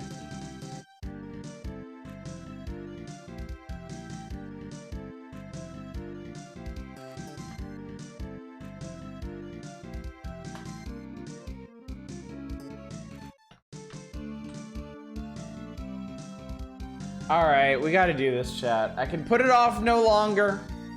How far back does Weird Old Games go in terms of years? As far as you want. Oldest game I have on this sheet is, hang on, it's like, I made the color like radioactive so I wouldn't miss it.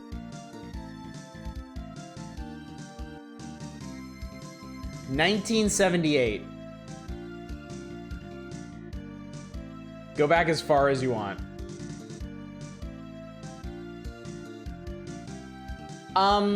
Honestly, to be as far as how recent you can go, honestly, I'm not gonna stop you from putting anything on here, but I am considering the release date of things, and I'm gonna be much more likely.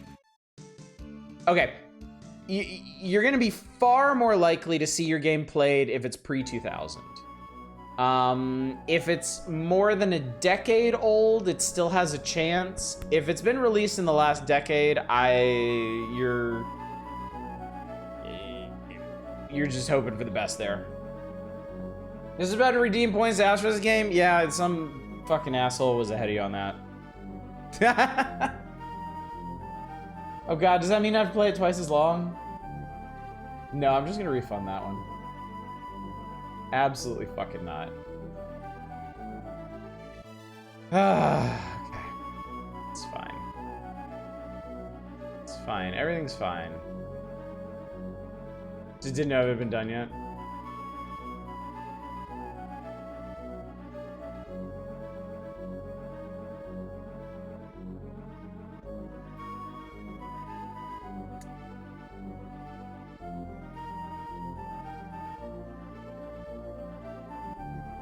Hold, please, Arcana soundtrack. Can't wait for Baldur's Gate 3 on GPG. Yeah, that's not happening. That is not happening. Baldur's Gate 3 ticks all the boxes for things that would not do well on this channel. Long, crunchy, and modern. Where'd I go? Silence back. Shabwing.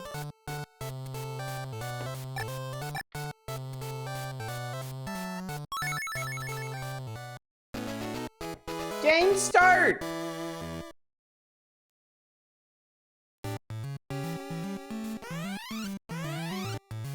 You're saying relative to Baldur's Gate 3 Eternal Sonata has a chance? Yes. I'm gonna say yes. I have a bubble.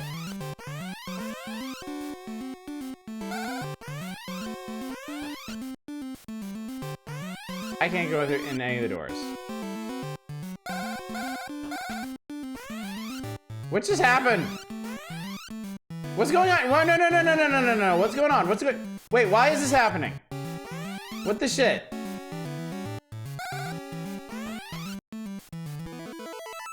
Why?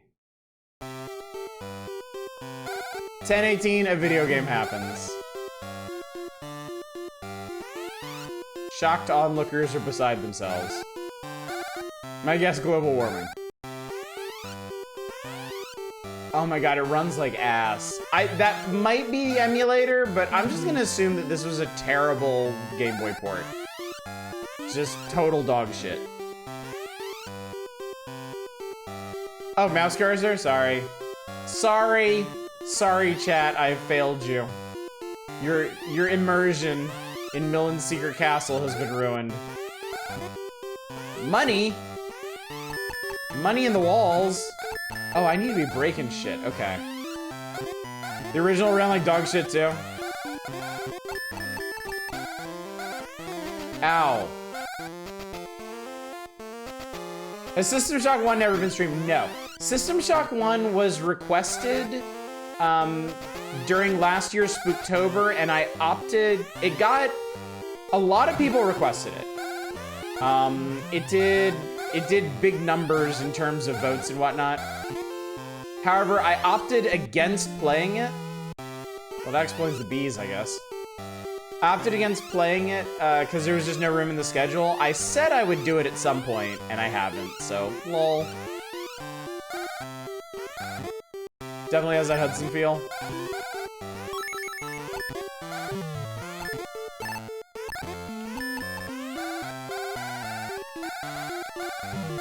I mean, the more it is requested, the more likely it is we'll do it. If you put it on the weird old spreadsheet, it at least has a chance of showing up during a weird old wheel, and if people are really, really into it. Wait, how the fuck do I get out of here? No wonder everyone went uncredited. I don't want to be here anymore. How do I leave? Oh my god, it's a key. Cool. What do I do with it? Submit Ultima Underworld? Oh, wow. There's no escape. There's only Milon's secret castle right now. Excuse me, I believe the official name is Milon's Castle of Total Bullshit. Wait, how the fuck am I supposed to get up there?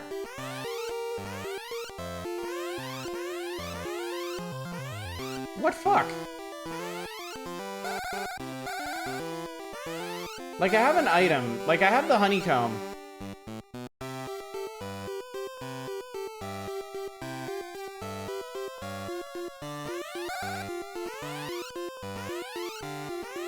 That looks like a Milton.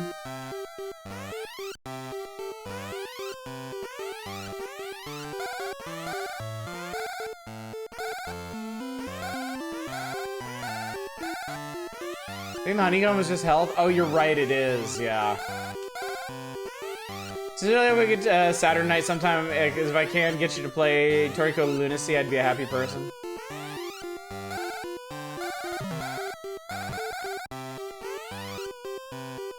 Chat, I don't know what I'm doing.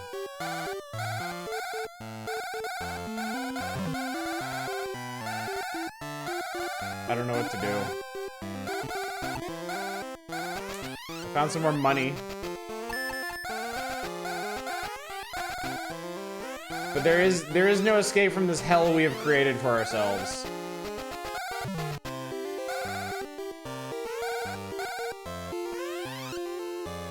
Chat, we can never leave this place.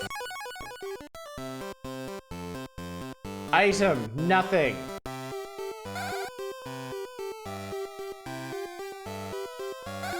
So, okay, wait. Apparently shooting blocks reveals doors. Enemy 0, stream 1. I forget this is a game where the manual just says in the map, draw a giant triangle and imagine what side of it you're on. Did they really? Did they really? What a bunch of bastards. Sometimes you have to push blocks to reveal doors.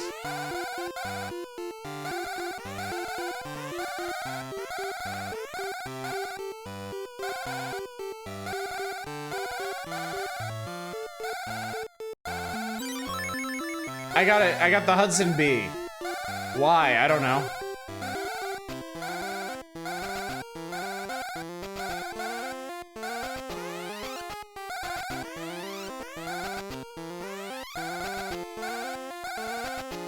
I just want to get on with my life. Why?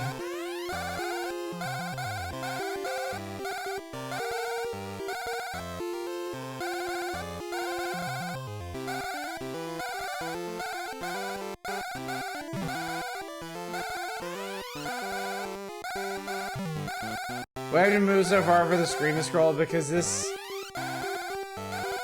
game doesn't care about you. This game doesn't respect you. This game does not want you to enjoy your time with it. This game only desires suffering. Tired and stoned, I'm gonna head out. See you guys. You picked a good time to bail. You definitely did.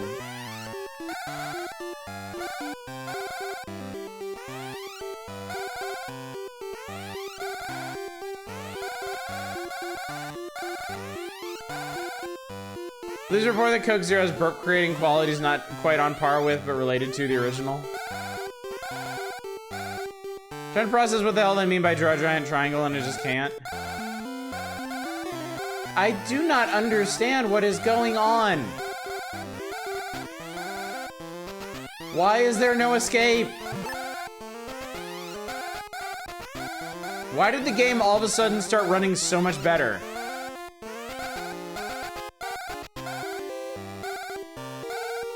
Apparently, if there are any enemies on or near the screen, it's just tanks.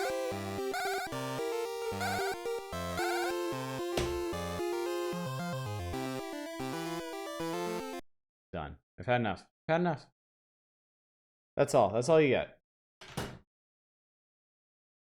No, I don't care. I do not care. I don't care.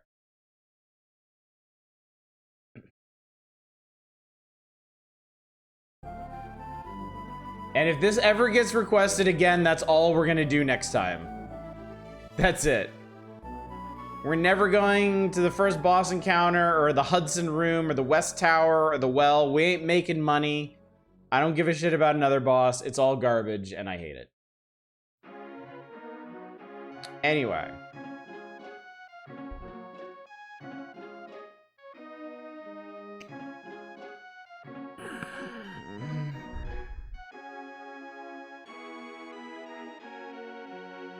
I forgot this was in here. I put it in the stream title and everything, and I forgot.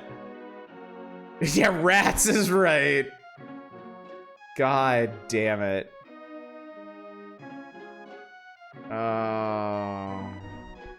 Wait, what else is in here?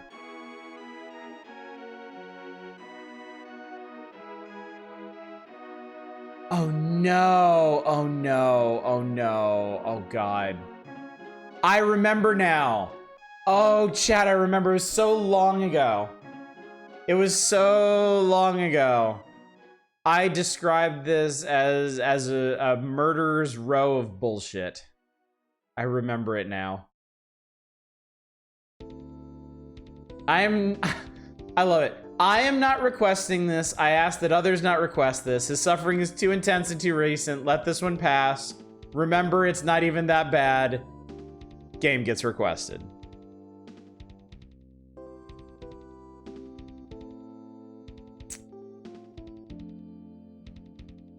My brain is draining right now. It's only gonna get worse too. I remembered what's after this.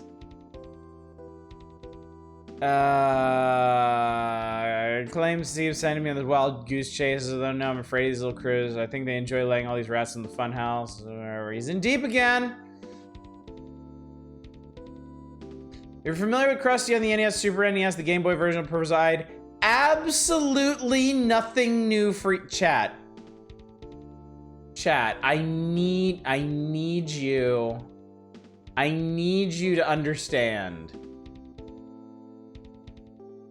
If you're familiar with Krusty on the NES or Super NES, the Game Boy version will provide absolutely nothing new for you. It has exactly the same characters. Krusty has the same abilities, and the layout of the rooms is painfully similar. Even Nintendo Power felt it, chat. They know my pain. They shared it. Back in the halcyon year of 1993. The best thing... Like fuck off.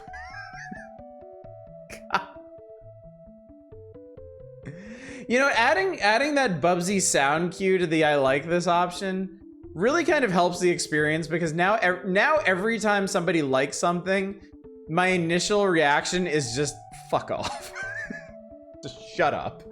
I like it. Fuck you too. All right, what is the Nintendo Power? What is the best thing about Krusty's Game Boy translation? I like it. Fuck you too. Spend 100 dragon coins to get the streamer irritated with you and tell you to fuck off. What fuck you too. What other channel on Twitch can you get this kind of service? This I ask you, chat. This is why y'all are coming out here. Night after night after night. Is the puzzle action format of the game lends itself extremely well to the handheld 8-bit Nintendo system. So the bullshit is even more well suited to the Game Boy. Great, wonderful. My enthusiasm for your sheer disdain for this game entire process is just giving me life. Look, when you provide us, fuck off, Eva. You especially. I blame you for this, even though you didn't request it.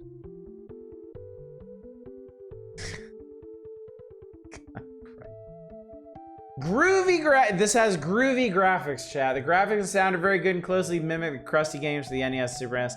The area that you see around Krusty's walks around is limited because the Game Boy is small size. Use your funhouse section because there's several puzzle groups.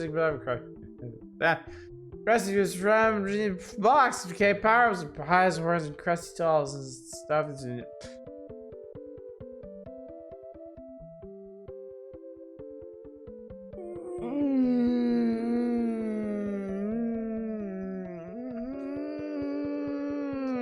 You know what? Do it. Just do it. Just rip the band-aid off. Just fucking do it. That's right, chat. That's right, chat. March 1993 is out to kill us. All right? It thirsts for our blood. It aches for our agony. It wants nothing more than misery just shot through every fiber of our being. This is what we're doing. This is why we are here.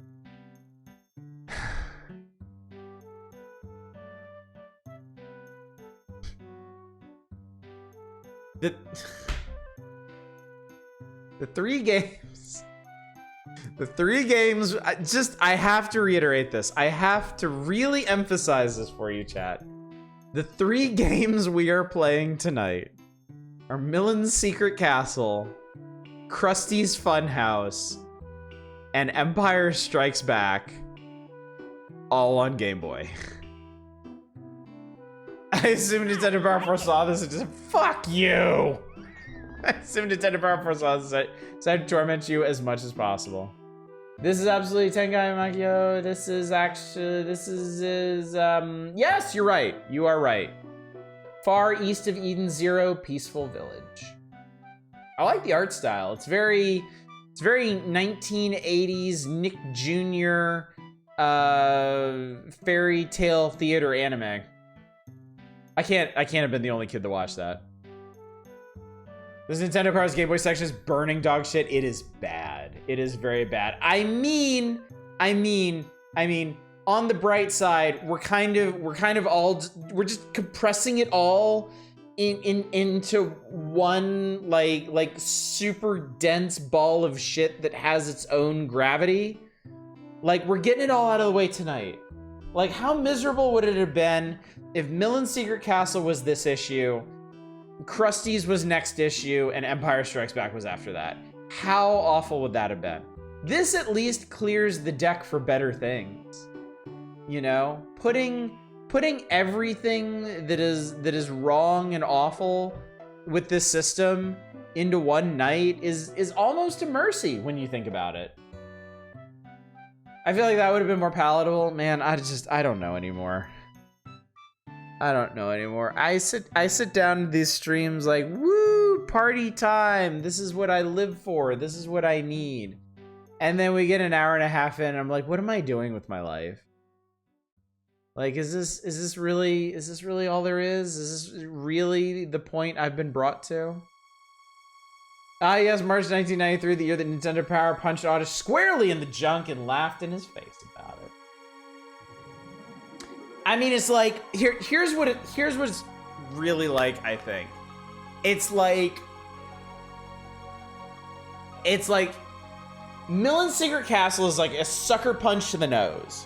And so you reel back from that. While you're reeling back from that and exposed, Krusty's Funhouse kicks you right in the balls. You instinctively double forward, and that's when they know they've got you. And they just fucking uppercut you with Empire Strikes Back. It's like, it's a beautiful 3-hit combo, just right in your tenderest places. Just leaves you utterly destroyed and broken thereafter. God, I hope there is something good in the rest of this magazine.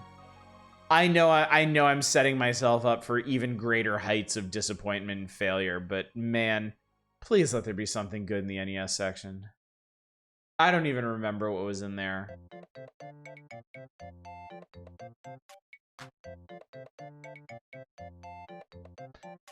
Well, let's do it, chat. Let's do it. My self-preservation instincts are gone. I have no more love or self-respect for myself. It's the task is laid bare before us. No, go away. No, I never closed Milon's Secret Castle. I swear to God, there's a Ren Stimpy game in this issue. I'm requesting out of sheer amusement.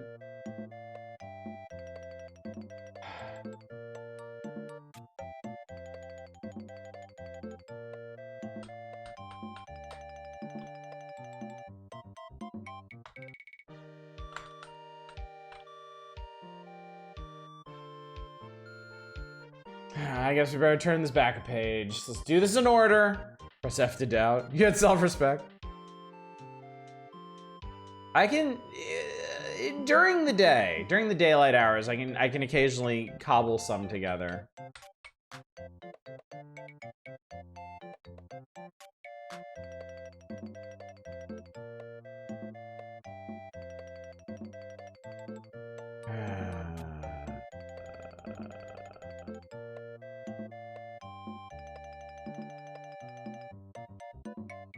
Let's run Picross game.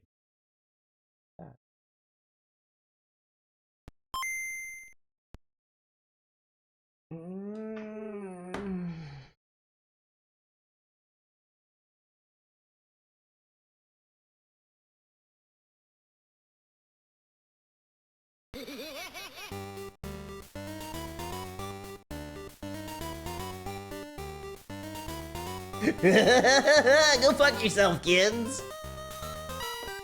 Hi, kids. G kids? F kid? Fuck. Wait, what? What am I looking at?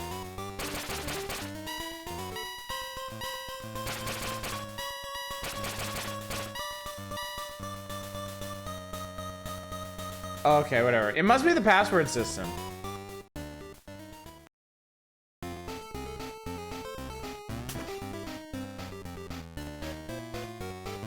Oh boy. Krusty got some mad ups. Oh, I remember this song. Oh god, I don't want to remember this song. What happens if you enter and eat ass? Okay, that might be something worth trying. Ritz. Oh, I have pies. Aha, okay. It's a puzzle, chat. I need to solve the puzzle.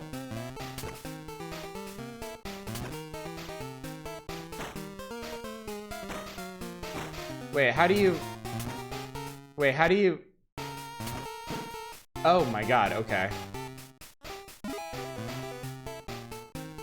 And now we just wait.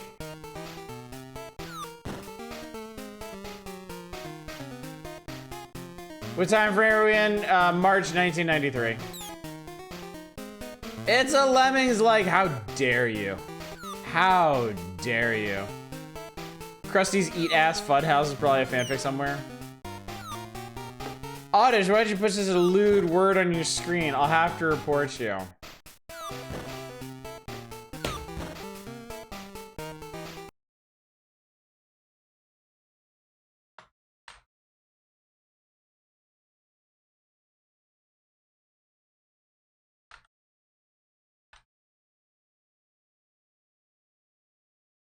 Is that better? Does that work for you? I hope so.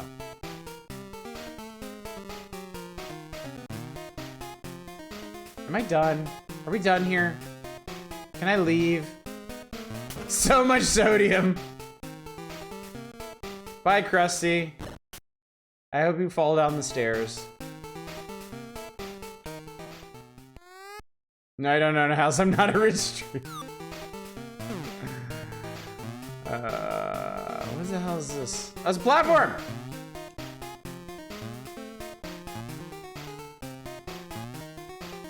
Wow, okay. Jesus Christ.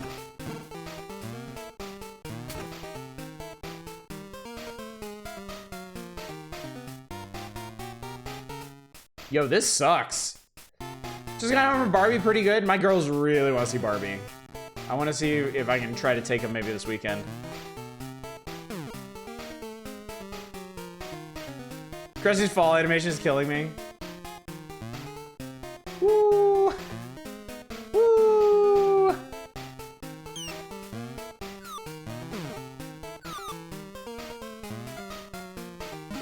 Alright, fuck faces in the pipe. I don't know why.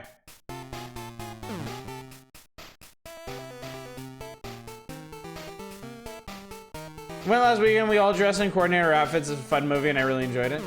Nice. I hear things happening.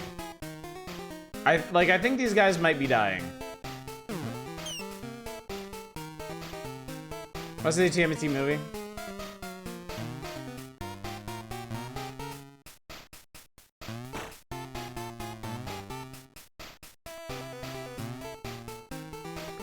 Did not expect it to start how it did. It was in that like 8 to 10 range for me. Nothing radical, but good fun. 8 out of 10. It's good. Was Lemmings even on OG Game Boy? You know what, let me check after this. What the hell is even going on around here?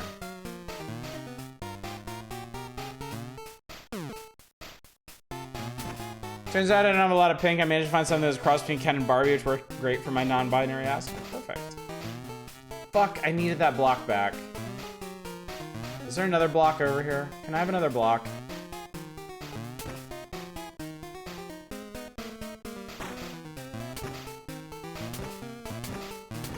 What is even fucking going on in this game? Wait, what are you doing up there? How does any of this make any sense?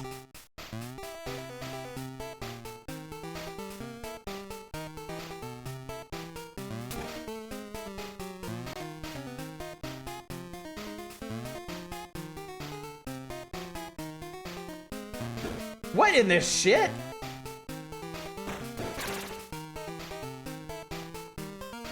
Where am I and what am I doing?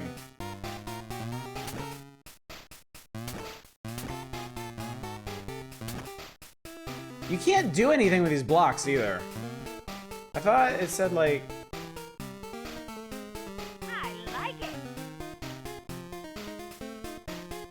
It's important to find, kick, and collect the contents of the blocks. Well, how do you fucking... Oh, if you hit select, he gives up on life and dies. Which is basically what I want to do right now.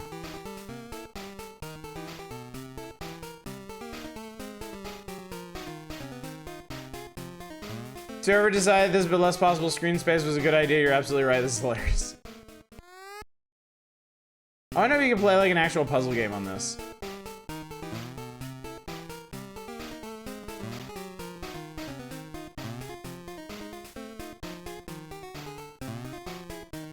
Wow, okay, you have to run around top of these. Perfect, that tells me you're gonna irreparably fuck up levels. Did Lolo come to the Game Boy? I don't think so. Lemmings and Lolo, those are the two we need to check.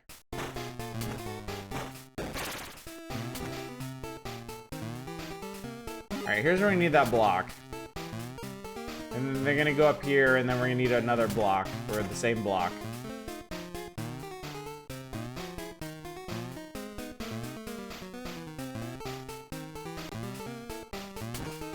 Wait, why are there mice up here? I'm dying after reading this. The Power House March 1993 Krusty Secret Island Fun Castle Strikes Back 2. Yeah. I knew, chat. No, please go back. No. Okay, they'll bounce. Great. Laughing so hard I had to grab a goddamn inhaler. I don't live in a world where this and Bugs Bunny's Crazy Castle are the best puzzlers on the Game Boy.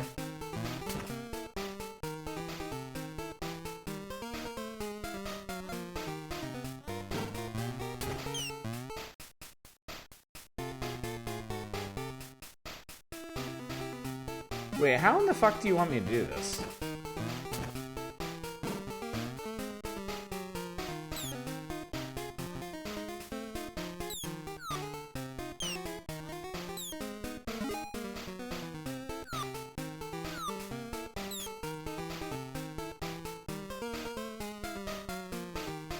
They're so goddamn slow. It takes a fucking eternity for them to do anything. Okay, that doesn't work. Apparently that fucking does, though. Sure, let's just place a block in midair. Makes perfect sense.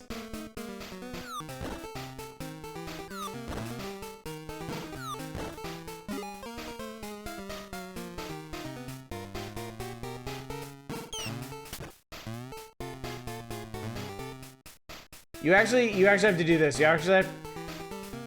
You can't just do it in midair. You have to hang off the side of this block and place it. I feel like you're abusing the system by doing that. All the things again throwing at you that don't make sense, that's when you're in question? Yes. I don't care anymore. I have thoroughly lost my capacity for reason. So wait, you have to... Huh, okay. You're back to my Dragon Quest 2. Immersion Ruined. Speaking of Immersion Ruined, I'm done with this. Had enough. Had enough. Alright, let's get the last of these going. I'm sure we'll be on this for a very long time. It'll be very, very enjoyable.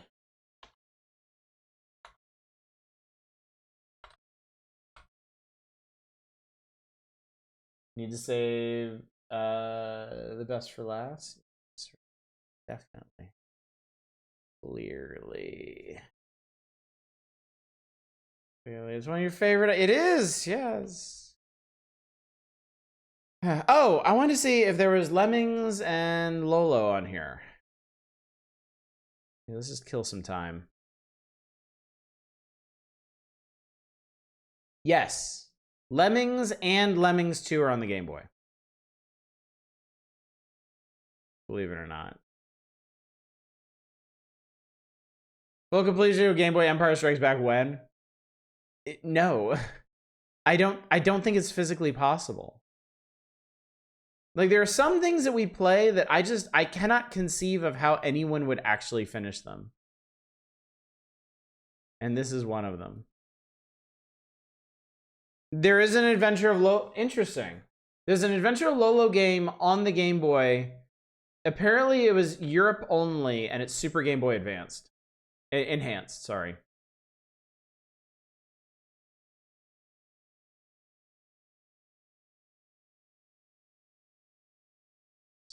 Star Wars. Na na na, Star Wars. Na na na, Star Wars. Na na na na. Tina had to stream this in full, right? You should have. So go see how he fucking did it. And leave me alone.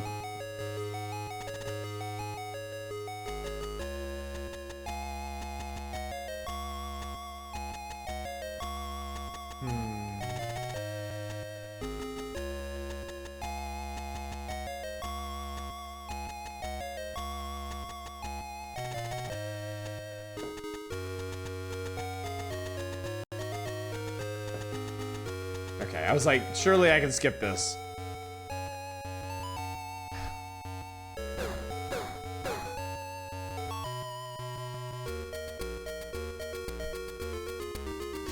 I forgot they used the Cantina theme for the dialogue. Luke, censorship, meteors land near you, go check it out. Nah, bring back your Cantina theme. Breathtaking, just like the film.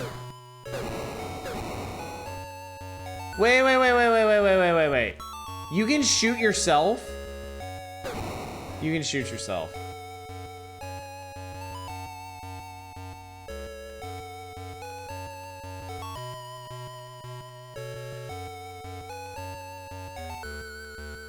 There's a way out, Oddish. There always was. Look, the lightsaber. Fucking Cantina theme for the ghost of old Ben. Lightsaber is the weapon of a Jedi. I wonder if I can hurt myself with my lightsaber.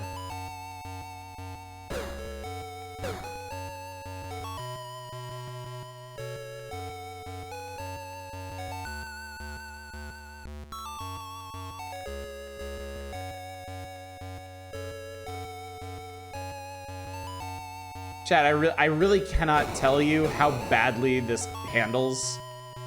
Like, the control in this is dog shit. It is terrible. Hurt myself again. Are you enjoying your horned space kangaroo? No. I wish I could. What the fuck is that? Impossible to hit, that's what it is. Also, it apparently doesn't do any damage to you.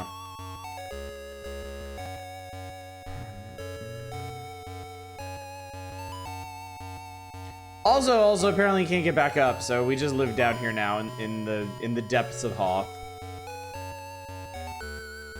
There's a subterranean lake that'll kill me, right? That's what I really need right now.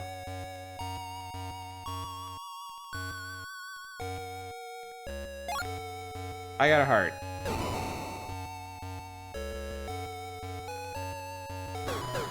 Is that a Wumpus? Why is he... What is he doing? Why do I shoot over them? Oh my god, I hate this so much. Yeah, that's it. Shoot yourself, dipshit.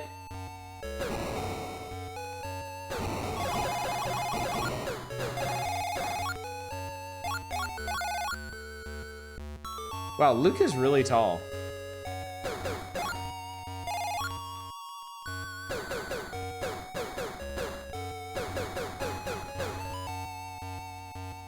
I've seen the movie Luke and Tauntaun got stuck in the ice cave after slowly falling and shooting himself with a blaster. Pepperidge Farm remembers.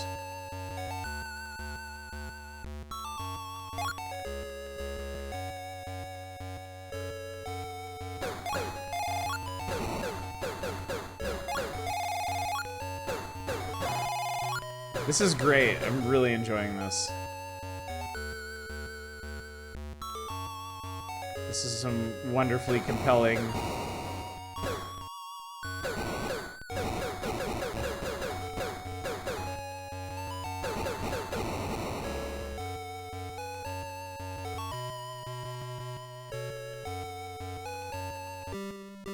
Oh, that's the real Wumpus.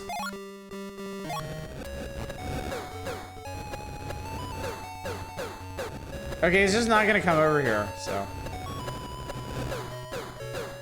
Just shooting up hurts you? Probably.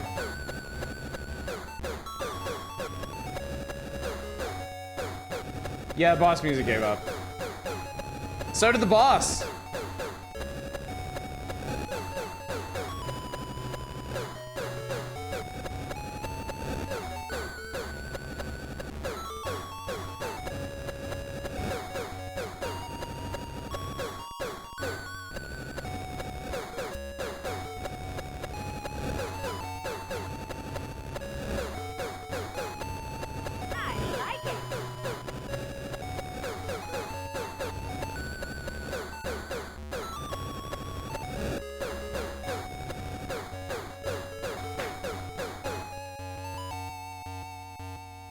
Alright, I almost died there.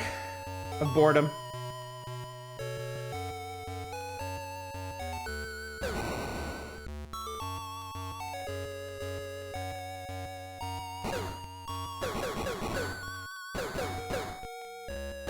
Oh, I did something. I don't know what it was, but I did it. Wait, is there another one? Cool, there's another one. And the music is just like, never mind. How did I do that fucking spin move?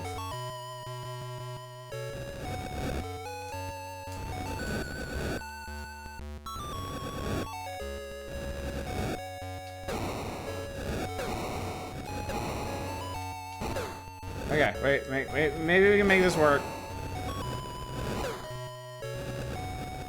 No, we can't. Ah! Ah!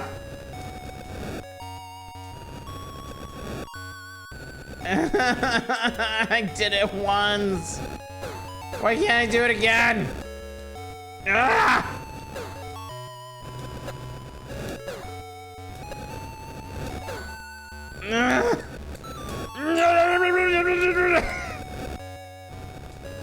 Wall jump like Samus.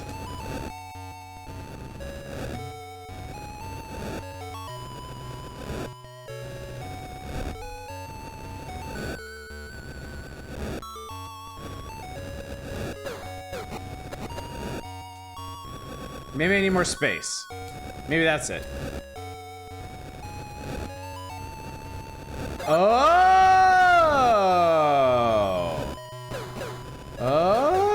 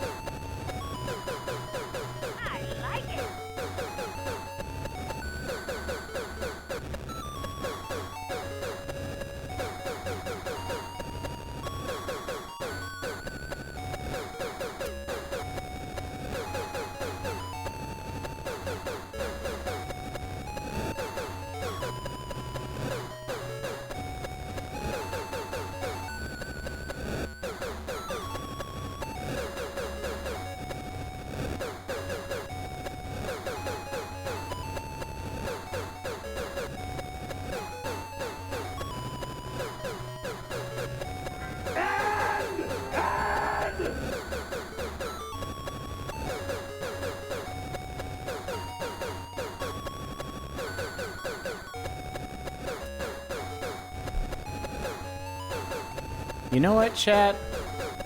No. You requested this. You wanted this. You made this happen. So this is what we're doing. I like it. This is our life now. This is what we're doing with these precious moments that we have all too few of in this life. This is all there is now. There is only The Empire Strikes Back, chat. There is only us and the Wampa. It would be a beautiful metaphor for the struggle of life if it didn't suck so much ass. You know, you could probably take 1 or 2 steps left and keep it on the screen for longer. Yeah, I could.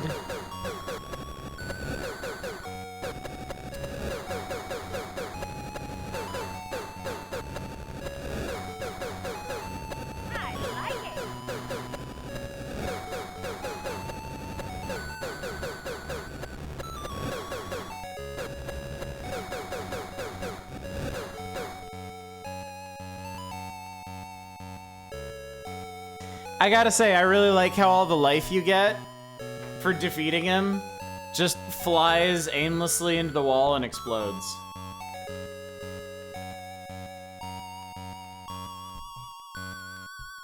Okay. This bit is funny, but the space under my desk isn't actually that comfortable. You guys know how much HP this has? How are you supposed to be that legit? You're not. You're obviously not. You're supposed to cheese it. There's no fucking way you could ever do that legitimately. None whatsoever. You gotta cheese it in some way, shape, or form.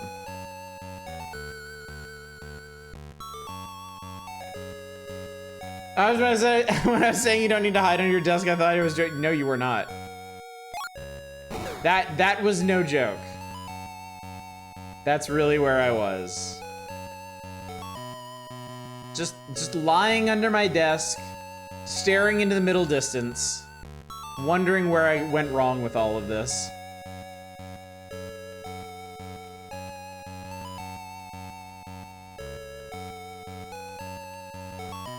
And I don't have a good answer. I really don't know, ultimately.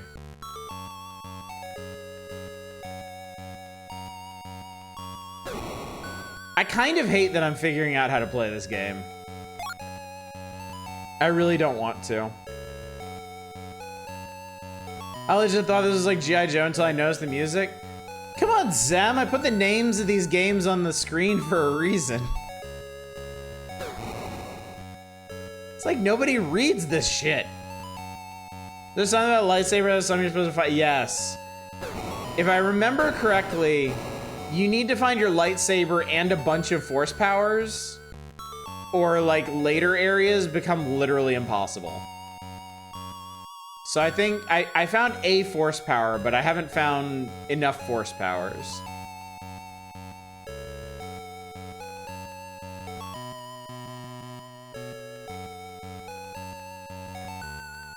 The now plane is too subtle in the layout. Is the entire game this? Yeah, pretty much. There's the ice caves of Hoth. There is a snow speeder section, which is probably also absolute garbage. Okay, well, no, there's nothing over there. I'm gonna check that. There's Echo Base, which is more of this. There's Dagobah, which is more of this. And then there's Bespin, which is more of this.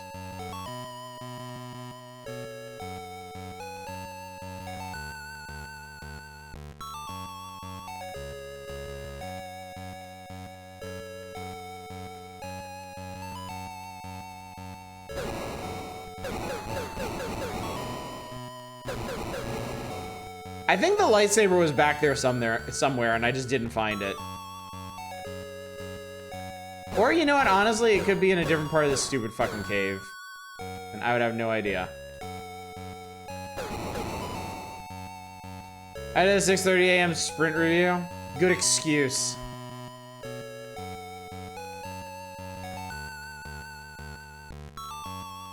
God, I hate that I figured that out.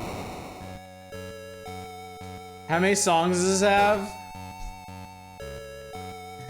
Can't be much.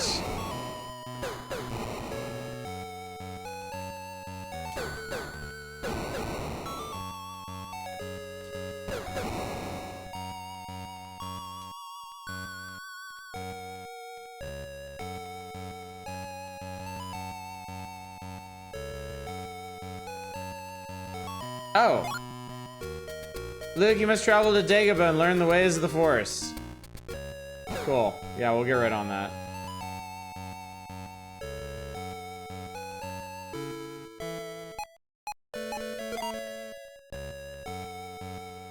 So now I have force jump.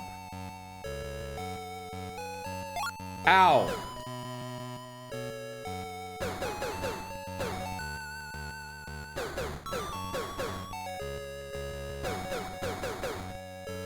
How does force jump work? Oh, force jump is like your charge jump, but... Okay, yeah, your force jump is like your charge jump. That's it. That's all there is.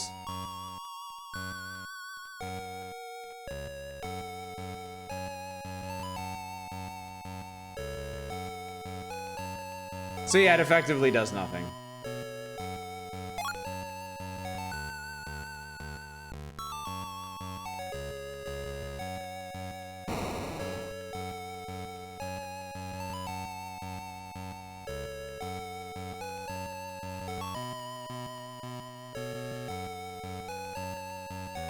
What in the actual Christ hell is that thing?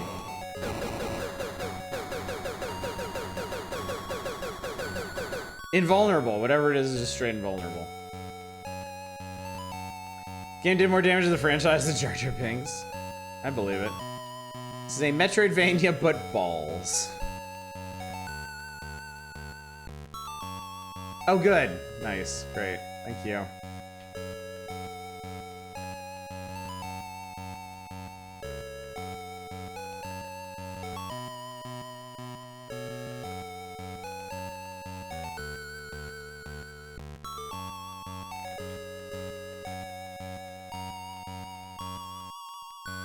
Oh wait, because I have force jump equipped, I'm just using it all the time. Every time I jump, my force power is draining. I hadn't even noticed that.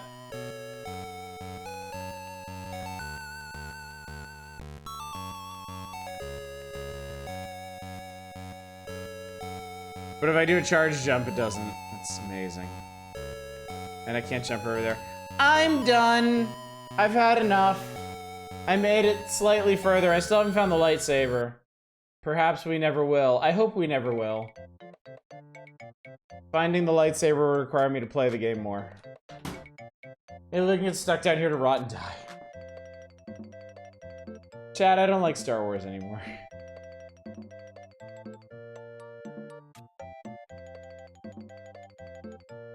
Chat, I do not like Star Wars anymore. If you had a triple A budget in the Star Wars license, what kind of game would y'all make? You know what I want to do, honestly? I've actually thought about this. I had the weirdest idea. Like, I've had a lot of ideas for Star Wars games, and I mean, like, you know, like open world bounty hunting game, and like open space sim and all that crap. You know what I really want to do? You know what I really want to do? I want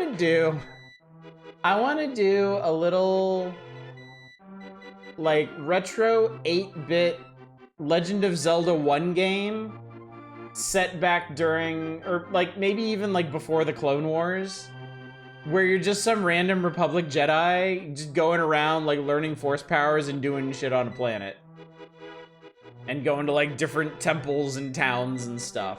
Kind of like a mashup between the original Legend of Zelda and like Yoda Stories or something. Yeah, not like Yoda Stories, because Yoda Stories sucks ass. But something more Zelda-y than that. And how appropriate the Zelda game came on for me to explain that. Jizz Whaler Rock Band. Yeah. I mean, honestly, you can make anything out of a Star Wars game. I think it's a shame that we never got proper Star Wars building sims. where you got to build like outposts on Tatooine or like the rebel base on Hoth or something. You can make a pretty solid idle game on mobile, I think, like building your own cutesy little pixel Hoth base, Echo base. Roguelike Vania? Yeah, totally. Well, there's plenty of space in the world for good Star Wars platformers, because all these are dog shit. Star Wars games that way the fuck in the future is Tomb Raider, Clone, re-explore ancient abandoned original trilogy era ships looking for treasure. Yeah, that'd be cool.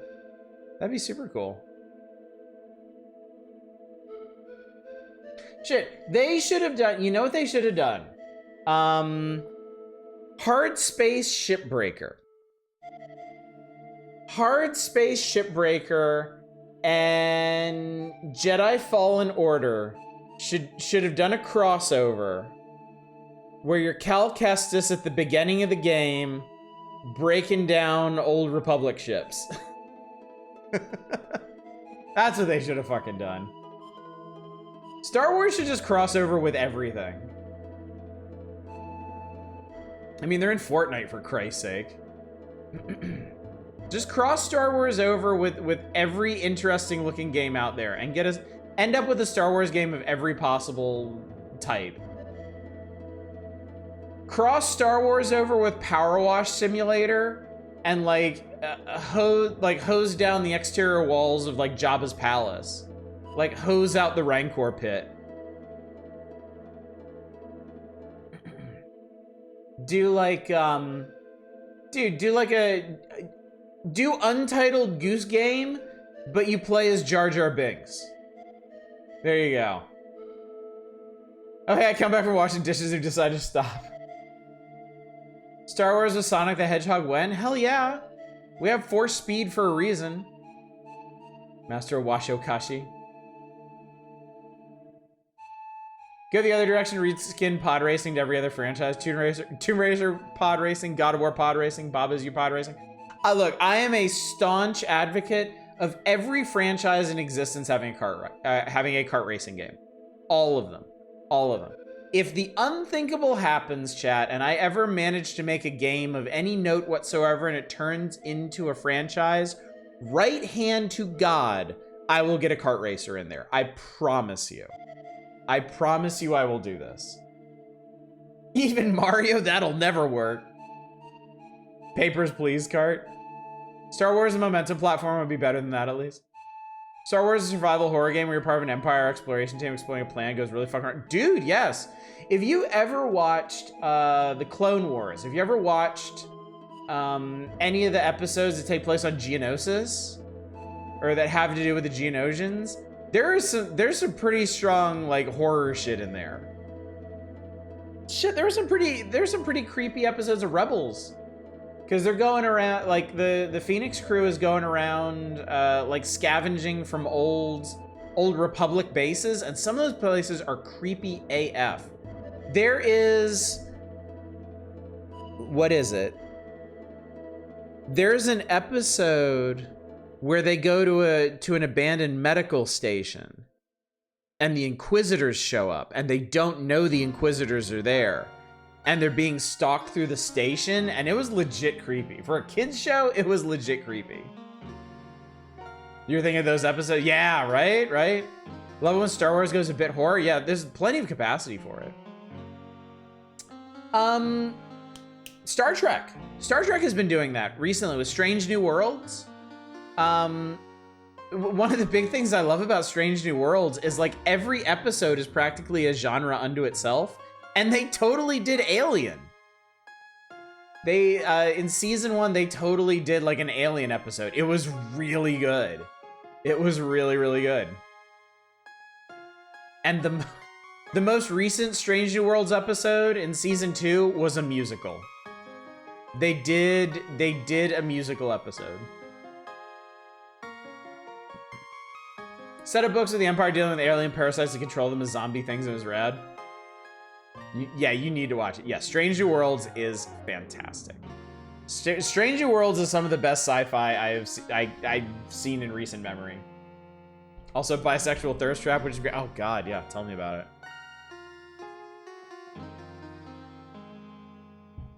It is great. Yeah, you need to watch it on a lot of levels. Back in the old Star Wars D20 system years ago, our DM did a handful of missions that were heavy on horror and they were fantastic. Nice. It's true, everyone in that show is so hot. Everyone is so hot. And the most recent episode, you get to watch them sing and dance and be fabulous. It's wonderful. I have to turn this page. I can't take this anymore. Are you fucking kidding me? Are you actually fucking kidding me? I turned the page, this is what I get?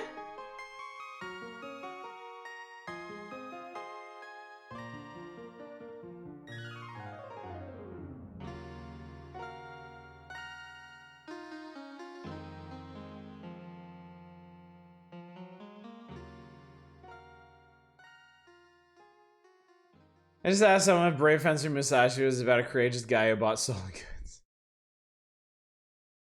Read that as Balls Basin. That's where I feel like I live now.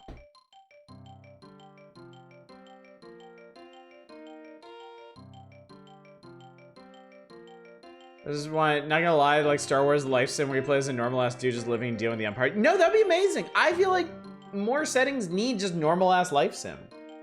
I feel like that'd be that could be really fascinating stuff. And as popular as like farming games and survival sims are, like you can do a lot with that. How do I beat Jawenko, the lava beast? Inside the sandcrawler are some of the game's trickiest obstacles, the green laser gates. Turn away until they disappear, then quickly run and slide under them. When you reach Jawenko, stand on a platform near him and jump in fire. Dodge the lava, he spits and knock out sea and lava.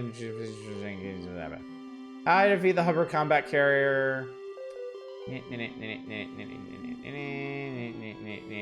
face what is possibly the toughest boss in the game, the hover combat carrier. I don't buy that for a second. The hover combat carrier is not that hard. Like, I've beaten this thing several times on stream at this point, and yeah. Counselor's Corner taking place out of that trio of rough games. That can't be a coincidence. Tabletop role-playing game Edge of the Empire is kind of about that, where you just play people trying to make a living. That sounds cool. That sounds cool. I'm gonna actually look that up.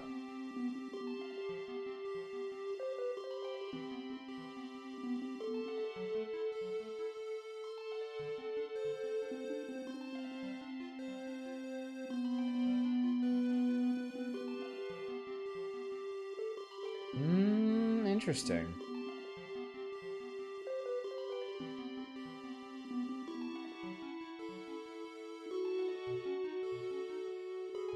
Interesting.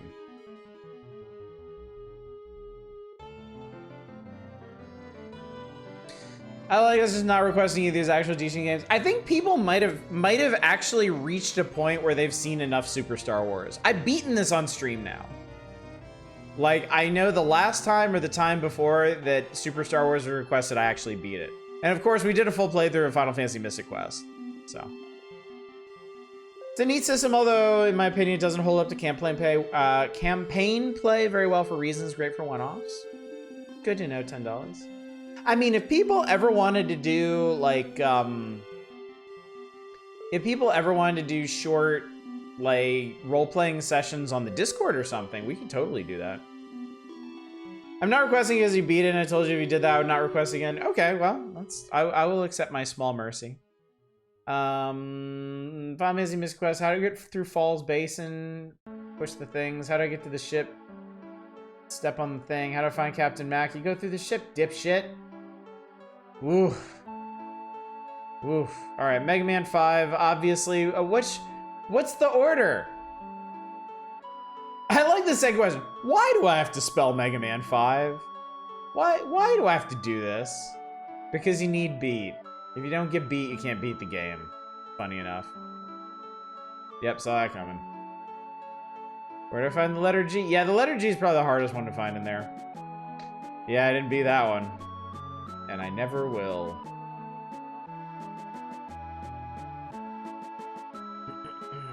I actually like King's Quest. I mean, I like King's Quest 5. The NES port is kind of assy.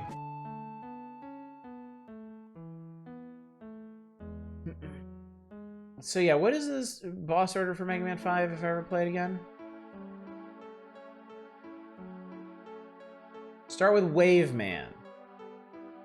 Wave Man, Starman, Gravity, Gyro, Crystal, Napalm, Stone, and Charge.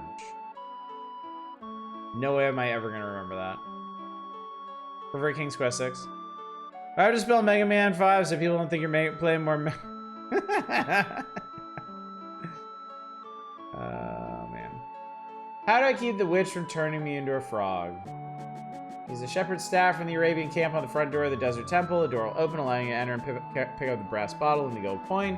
Give the coin to the man in front of the fortune teller's wagon. It'll let you in to talk to Madame Mushka.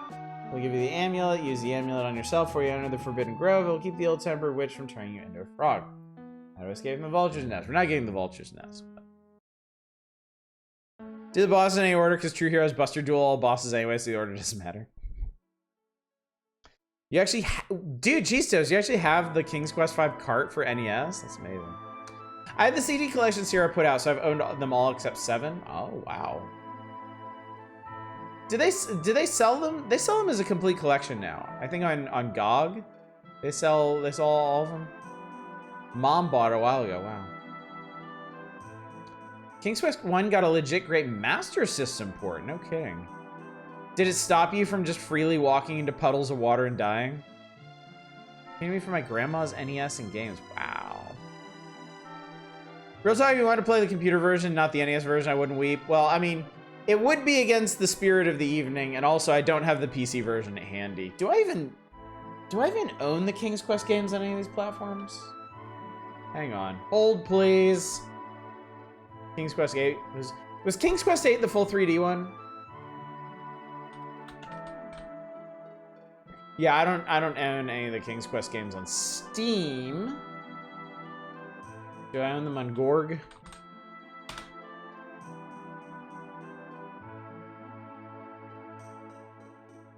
Oh shit, there's an RPG sale going on GOG right now. And they included Deus Ex for whatever reason. For 97 cents. The Gothics, Dragon's Dogma, Dragon Age, all kinds of shit. Look at that. Look at that. But I'm not here for that. I'm here for King's Quest. King's Quest. They have them in 3 different packs. King's Quest 1, 2, and 3. King's Quest 4, 5, and 6. And then King's Quest 7 and 8. And I don't own any of them. Not a one. Wow, King's Quest 1 looks like it was made in MS Paint.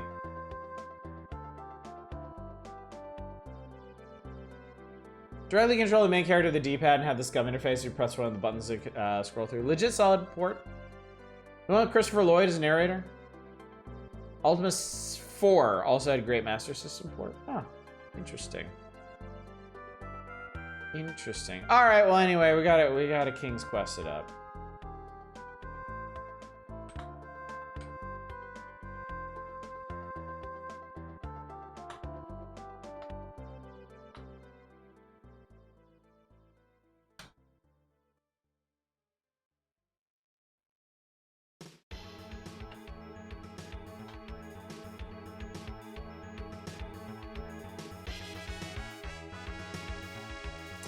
Good old Street Fighter 2 soundtrack. Oh god, I actually need to use my stuff. Hang on. Hang on. I got this. I wasn't actually expecting to play on a real console tonight.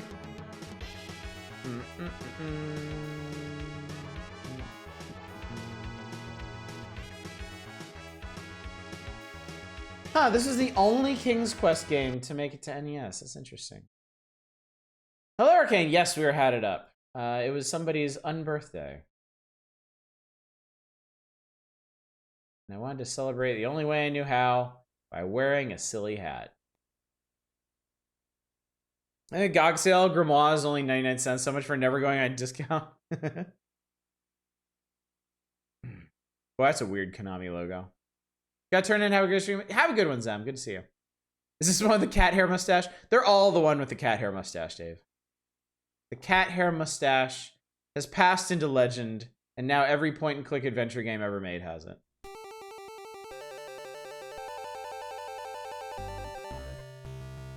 Master System has genuinely interesting PC and console ports are debatably more consistently good than... Have you previously played King Quest 5? Yes.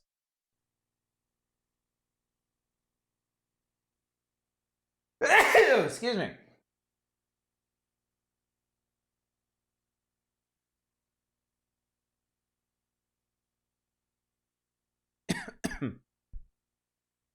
Cedric isn't listening to Graham at the moment.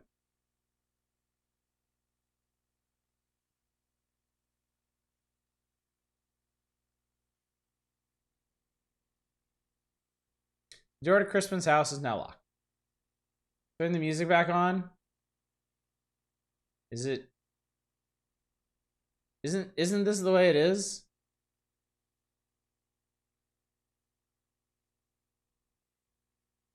I'm not getting anything.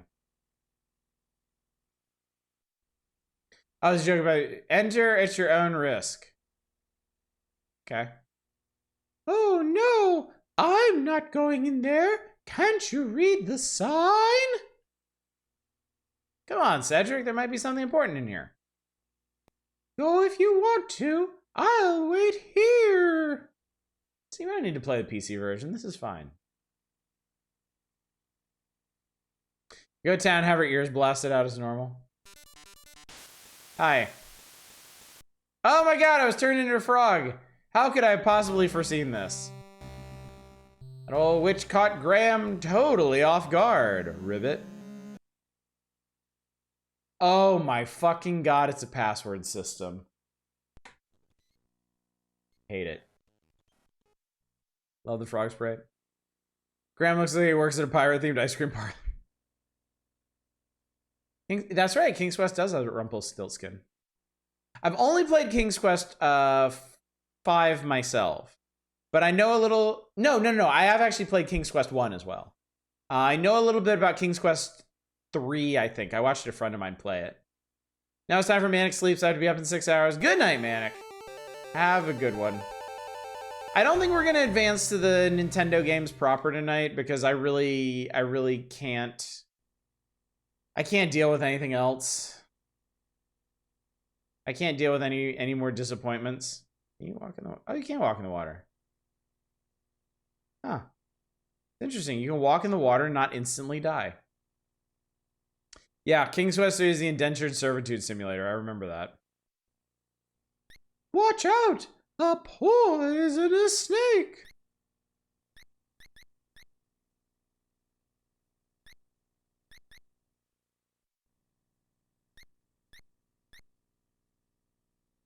I can't fucking tell what anything is. Upon a fallen log sits a dashing young prince who looks very sad and confused. Oh, he's okay. He like stood up, and now I can see him a bit better. Excuse me, young man. Sorry to bother you, but I couldn't help but notice you sitting there on that log. I was wondering if there was anything wrong.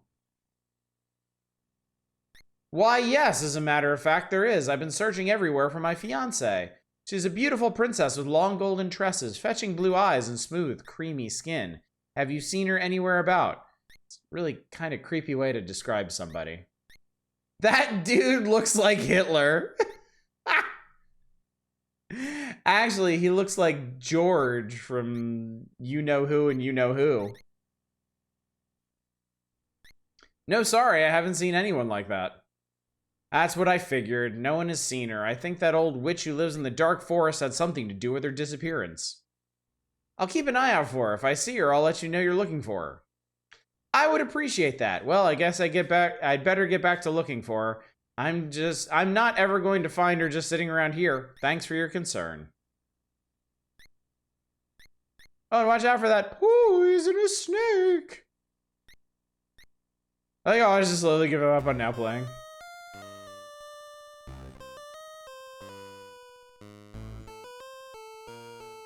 In front of his house, a young gnome happily plays with an exquisite marionette. An old grandfather gnome sits contentedly in his rocking chair. He watches his grandson at play.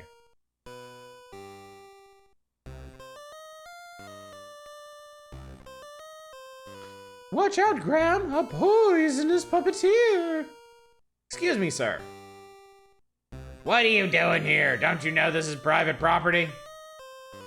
Oh, I'm terribly sorry to bother you. I was just noticing your son's marionette. It's very interesting. Where did you get it? Man, I kind of legit want to play the PC version of this now.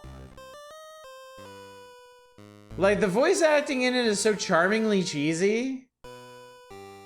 Like, yeah, I can do it, but man, I'm just remembering. I'm remembering how much fun it is. It's grandson, not son, and I made it for him. Why do you care? Play King's Quest 6 instead? I just wanted to comment on his artistry. It's very well done. I don't suppose it could be bought? If it could, the price would be very steep. I reckon you couldn't afford it. Now leave me and my grandson be. Alright, dickface. You're offering a legit watch? We can certainly consider that. Ah, the anthill. Oh, I remember the anthill. King Graham, heavy of heart, searches far and wide for his beloved family, who have been stolen by an evil wizard. Colony of large ants parade up and down a huge anthill built amidst some scrubby bushes. Can I talk to him? The ants are too busy to engage in conversation with Graham. Will the ants kill you if you touch them? The ants don't seem to take kindly to uninvited trespassing. No, okay, cool. Watch out for those ants, Graham! I remember the little song, too. Fucking Cedric Z fighting with the roof of the cart.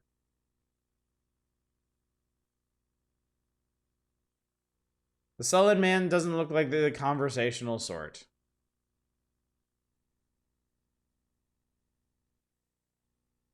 It will cost you 1 gold coin to see Madame Mushka. Okay, bye. Ants, ants, and pants, they make me suddenly want to dance. There's nothing but a hot, dry desert further west. Most people avoid it. If they're smart, if you insist on going there, I'll wait for you here.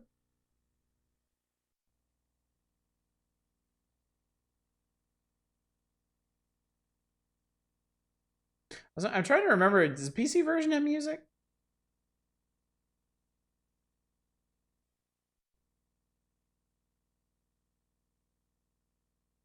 It does, okay, yeah.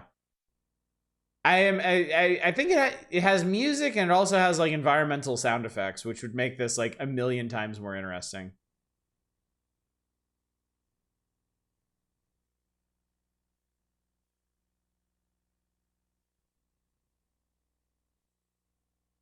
Ah, the cool water felt wonderful on Graham's parched lips and his body now feels rejuvenated. Yeah, I'm remembering Graham's voice, I'm remembering the narrator's voice. From across the desert sands, Graham can hear the sound of approaching hoofbeats. Aha, an intruder!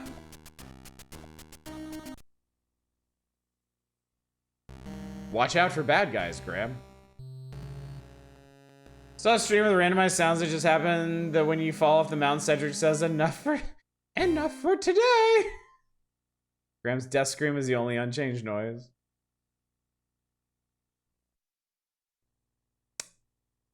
Can't believe Graham's fucking dead. I can't either, chat. I can't either. I can't imagine. All right, I'm done.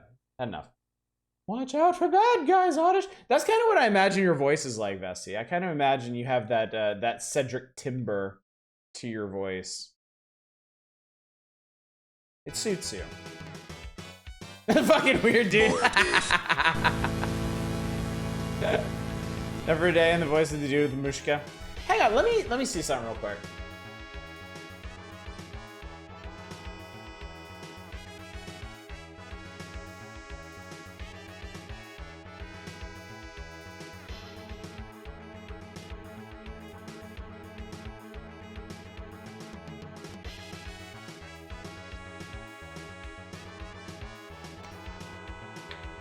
All right, here's the thing. I don't feel like turning the page. I don't feel like starting into the NES section proper. However, can you imagine the centrifuge? Ooh, King Graham! That's fucking weird, dude! Why would you say shit like that? Maybe you should fuck off! Yeah, I think I can imagine it. I like it. I like it too. I got an idea, chat. We still got some time left in the evening. I'm feeling fresh. I'm feeling good. Because I made it past all that bullshit and I didn't die. Here's what I'm gonna do. I'm gonna provide you a valuable service. I'm gonna help you out here. There have been some NES games requested on the weird old sheet, and I'm gonna try knocking some, if not all of them out. What do you say to that? First of all, let me make this a bit more grabbable here, so I can actually see what I'm doing while I'm doing it. Watch out, Graham! That boy's in his game lineup. Watch out, Graham! Some of those games are real pieces of shit. Yeah, we're doing some surprise weird old games. Fuck it, why not? All right, let me see if I can find this. Now, some of these might be a little tricky to find, so bear with me while I work on this. I was reviewing some of the requests today. I want the weirdest and the oldest. Oh, we're working on it, don't worry. All right, we'll start with this. This one's probably from the furthest back. Sorry, hold please.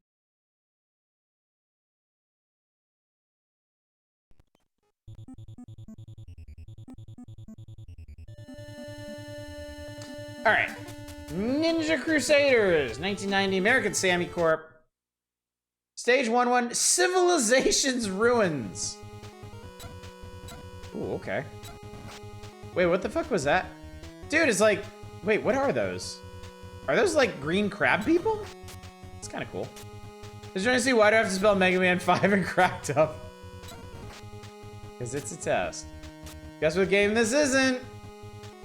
Ninja Turtles? Three ninjas kick back? No, wait, were they called Three Ninjas? Was that franchise? Ow, I think I died. Oh god, it's one hit kill. Surf Ninjas, yeah. That was it. I got to keep my item, that's cool. Maybe we'll get it again anyway. Oh shit, if you get the same item twice, you get a free 1-up. That's neat. Ninja Golf. Three Ninjas was also a thing? Okay, I'm not going insane. Not losing my mind here.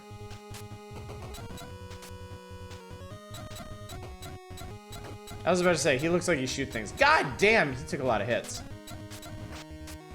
What this? Oh, this sucks, sir.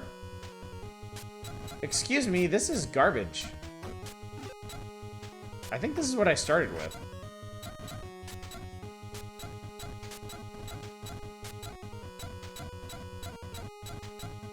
No, don't shoot me. Fuck.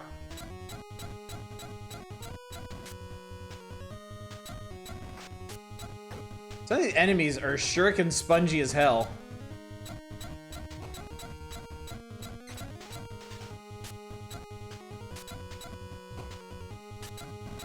Okay, I see a sword up there. Ah! Get sword.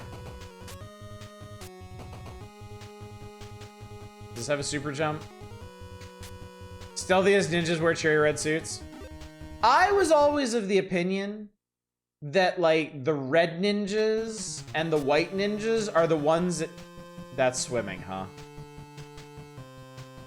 That's really what you're gonna call swimming. Okay, sure.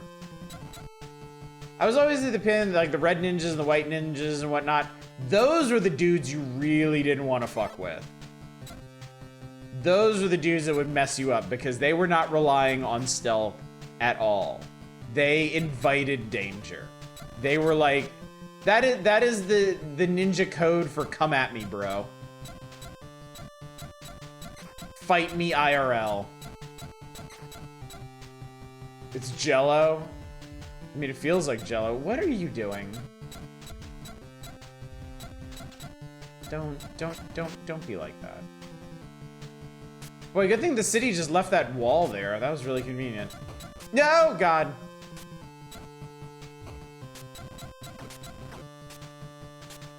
Come and have a go if you think you're hard enough. I think I'm just gonna keep this item. This item's pretty cool. And each time I pick up more of it, I get another one up. Oh no, you don't go this way, you go that way. That sucks. And shit respawns and scary. Okay, cool. What the shit, dude? Oh my god, no. Oh, come on, man. Y'all know where the whole ninjas wear black thing comes out because it's fascinating? I don't actually. I don't know much about legit ninjas.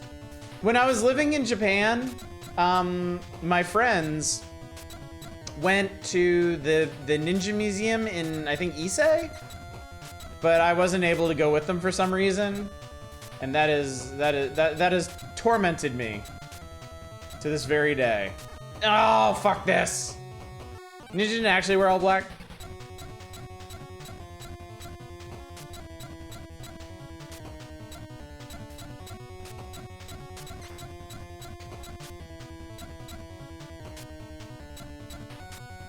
The timing on this is so goddamn awkward.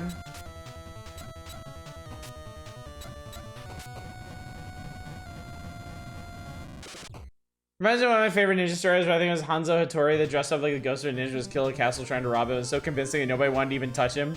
So they just walked in and out with the valuables. That's great. That Rock'em Sock'em troglodyte tried to punch me in the face.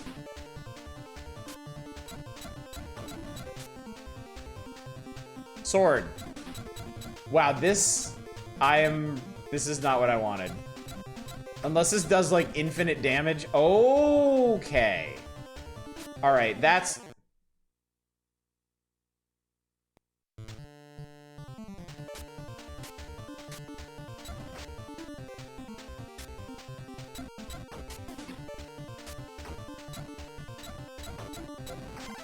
Look, every ninja has their off days, okay?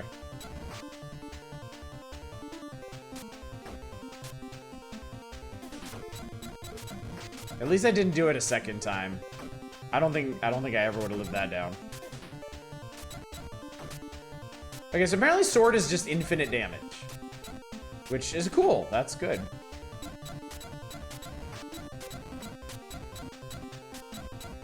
Wonder how it works on bosses. Stagehands wear all black and audience would basically ignore them out of habit. Hey, yo, yo, yay.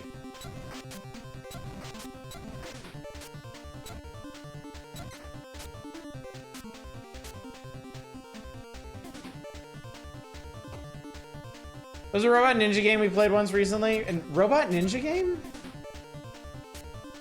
Oh, Cyber Shadow. Fuck, dude! Damn it, god, shit ass. Oh, fuck. No checkpoints in this game is a serious deal breaker.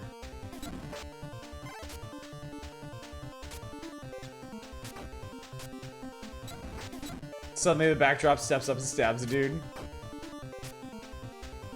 Yeah, Cyber Shadow.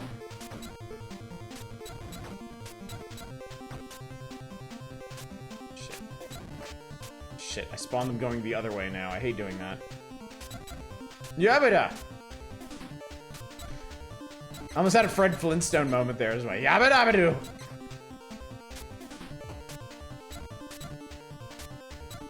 Shit.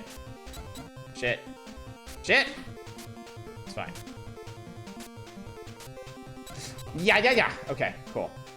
Aha, haha. All right. Haha, did it. I love the breaking the fourth wall is what kind of led to that whole ninjas wear black things. During performances, the stagehand would pop out and kill someone the audience wouldn't have paid attention until just then. So as far as they were concerned, a piece of scenery, just murdered someone and play out of nowhere. That's cool. That's really cool.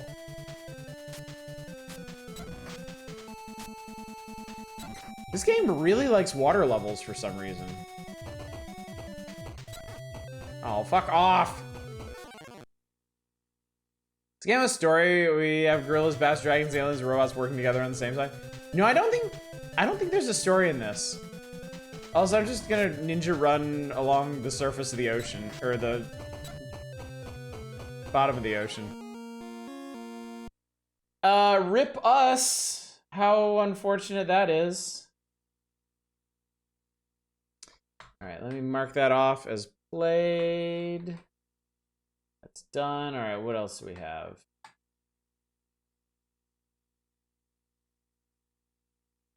Ooh, okay, hang on a sec. I need to see if I actually have these. I haven't checked. But I might need to do something a little drastic for those.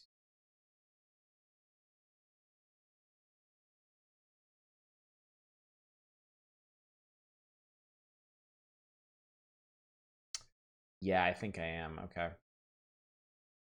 Someone requested some games on the Famicom disk system, and I don't think, yeah, they're not going to be on here because obviously this is not emulating the Famicom disk system, so I might need to find a solution for that. So both the former theater techie and an aspiring stage combatant, the combination intersection of those two things brings me immense joy. Secret Messenger and Ninja Societies in China eventually became the Triads. Best part of ninja lore, including the stuff in the Ninja Museum, is that a mix of historical fact and rumors that were spread by ninjas to make them more feared. So even now, there's so much stuff that nobody knows if it's really true or not. That is pretty cool. Can we do... Wait, is that here?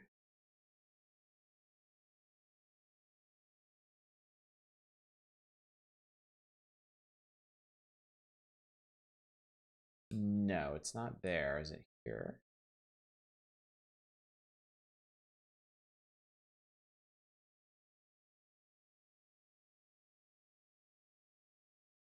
I don't know if this is gonna make any sense because I think this is an RPG, but we can fuck around with it a little bit.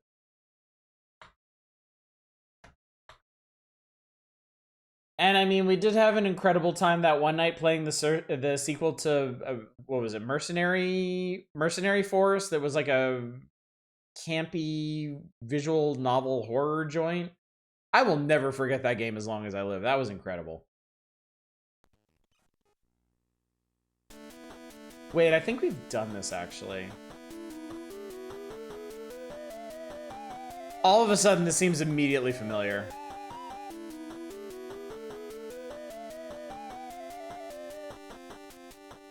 This looks like a Coke ad. Out of nothing, we are born into something. Okay, apparently we're this little red guy here. Hello, sir. Hi. I don't know what just happened. Born into that Coke life. I talk to people. Hi.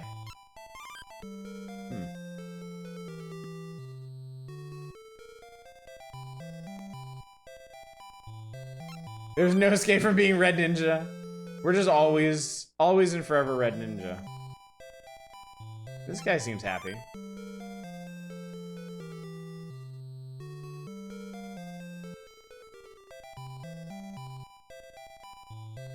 This is what I think it is one of the only games based on a certain sect of Buddhism.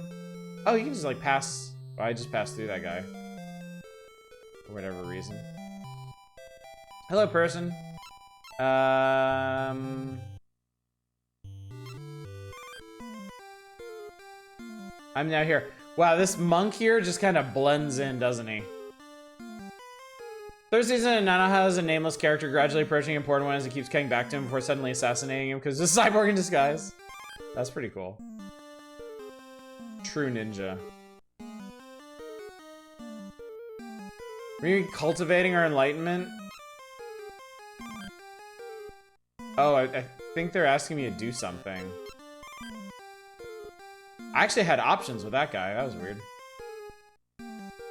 For some reason, the idea of a moral philosophy RPG has me thinking of Ultima 4. I mean, that's kind of what it is, right?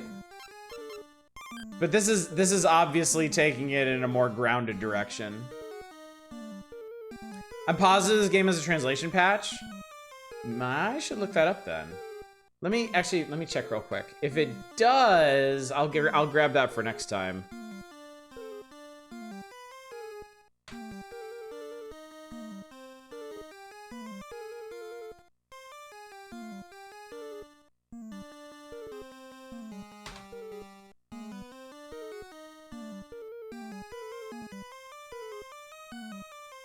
Yes, this has a translation. I'll get it. I will grab this for us, chat. All right. This is before contact was made with Lord British. All right. So we will take a look at this another night, but for now, let's see here.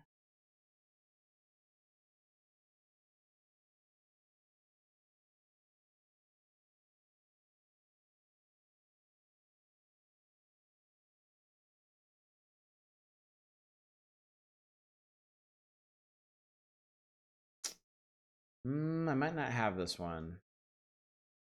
Hang on. Oh, I do. Never mind. Ha ha ha ha ha ha. Not too obscure for me. Can't get nothing by me.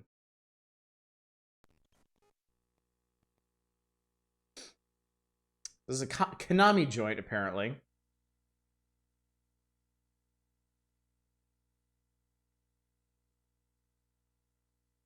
Okay, that's creepy as fuck.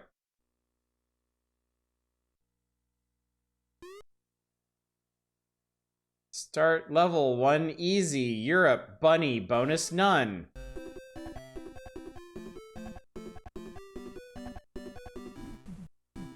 What?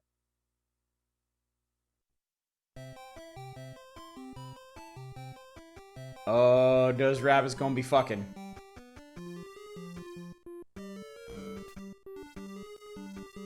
Wait, did one of them just die of fright and the other one's been captured? And now... what?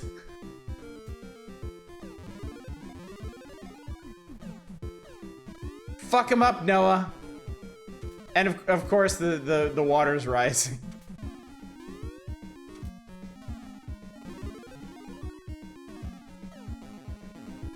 This is fucking chaos. What the hell is this? Did you see that Europe sign like Hollywood? I did, yeah. Amazingly, that was like the least strange thing here.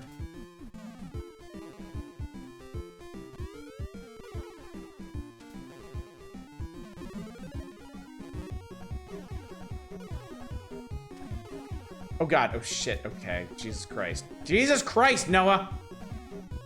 I know this is before his time, but we really need his help right now. Danger! What the hell is that? This is the future conservatives. Why are you playing a ROM hack? This is real. Didn't release here, but it released in Europe. Because, I mean, obviously you start in Europe, so they, you know. Oh, I'm actually, okay, I'm taking damage here when I bounce off these guys. I thought I could actually, like, Goomba stomp all of God's creatures. Look at him squish down, my god. Also, is the reason, oh my god. Is the reason stars are flying out of me because there's fall damage? It better not be.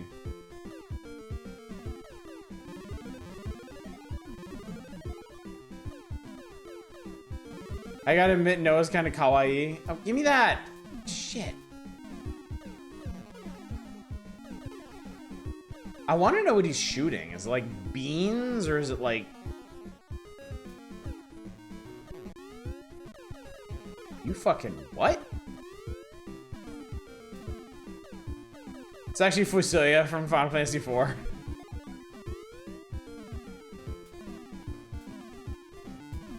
It's also interesting, like the level is auto-scrolling very slowly. Oh, it's like armor, okay. The level is auto-scrolling extremely slowly. but when you move forward, it actually pushes things forward.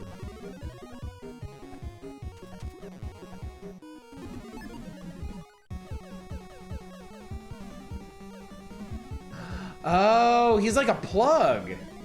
He can like fill the water, like he can make the water rise. And then when he rises up, the water level goes back down. And then fruit and diamonds fall from the sky. Yeah, that all makes sense.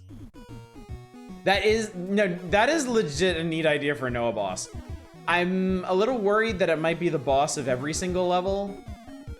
That the bosses in this game might just be evil plugs. I got a duck. What happens if I go in this cave? Ow. I get murdered by the animals. God rewarded me with fruit and diamonds, don't we all? He's obviously throwing communion wafers.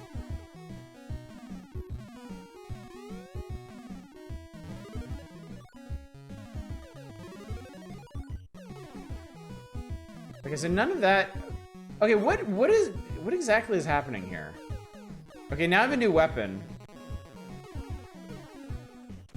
But I'm like on the very verge of death.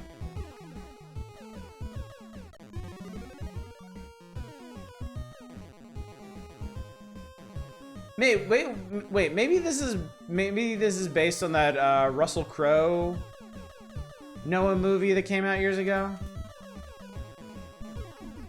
Because I heard that was pretty batshit.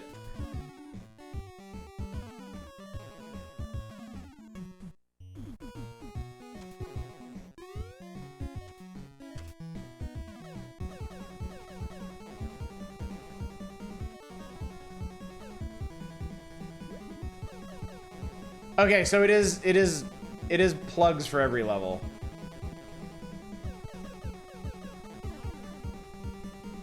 Oh, I broke his chain. That's cool.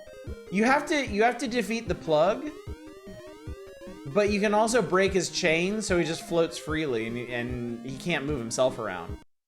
Why are you a fish now? Evolution, duh. You actually really like the Russell Crowe Noah movie? It sounded like it had some really interesting ideas. I couldn't tell from the way people talked about it if it actually made for a good movie or not. But like the whole thing, like there's something about how it's not actually, like the events of the movie are not like fixed in time or something.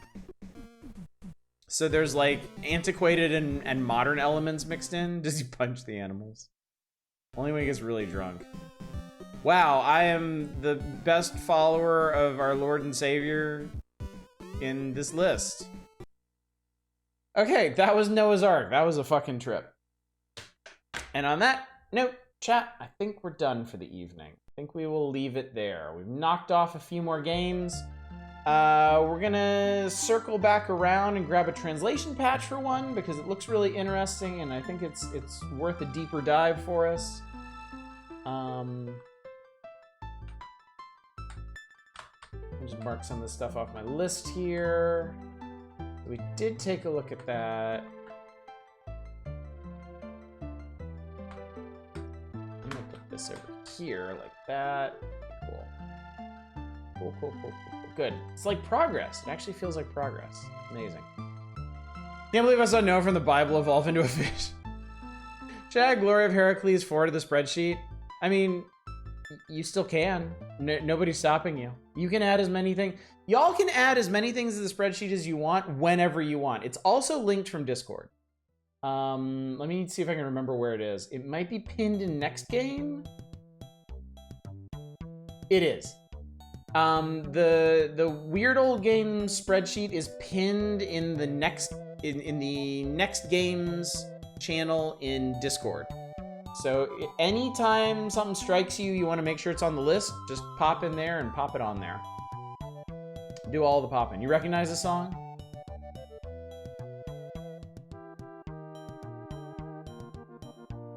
I find it unlikely you're gonna name this game. I've never heard of it.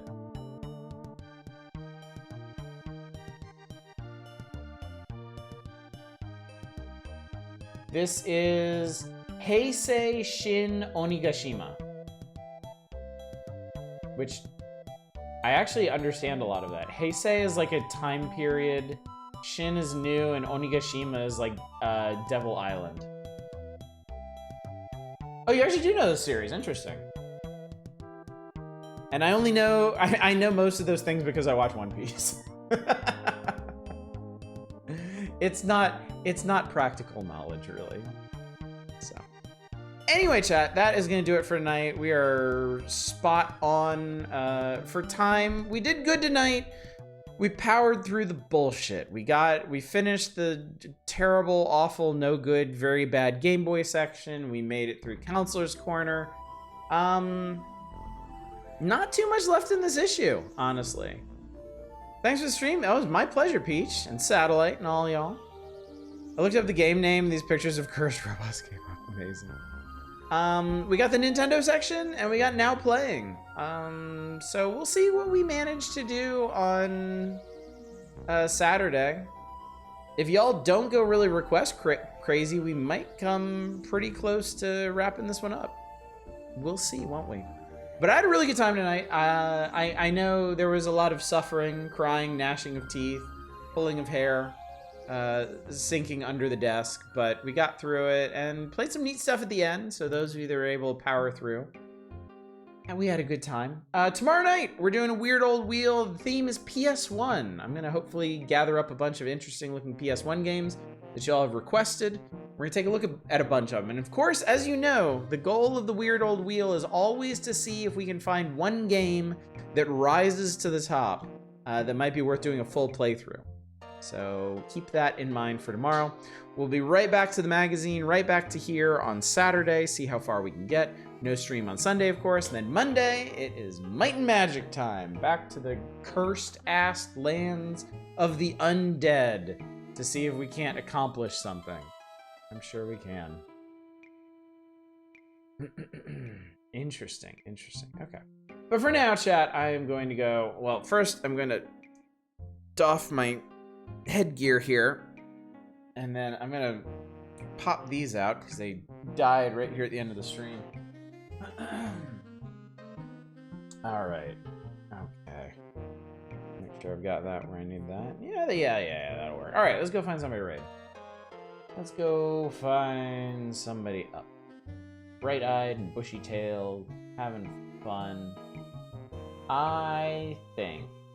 Not too many people.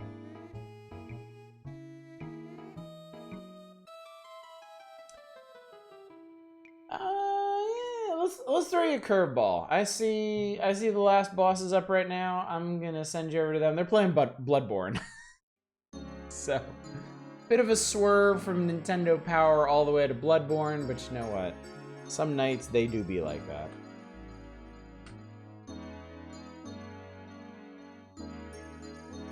So go have fun, watch the misery, the agony, the struggle unfold. And thanks again for coming out tonight. Thanks for joining me for yet another episode of the Power Hours. We're actually making pretty good progress through this issue. We'll see what happens on Saturday. The Nintendo section might throw us a curveball, who knows. But whether it does or it doesn't, I'm looking forward to it. And I'm looking forward to experiencing it with all of you. So hopefully I will see you then. But until then, as always, y'all take care. Bye, everybody.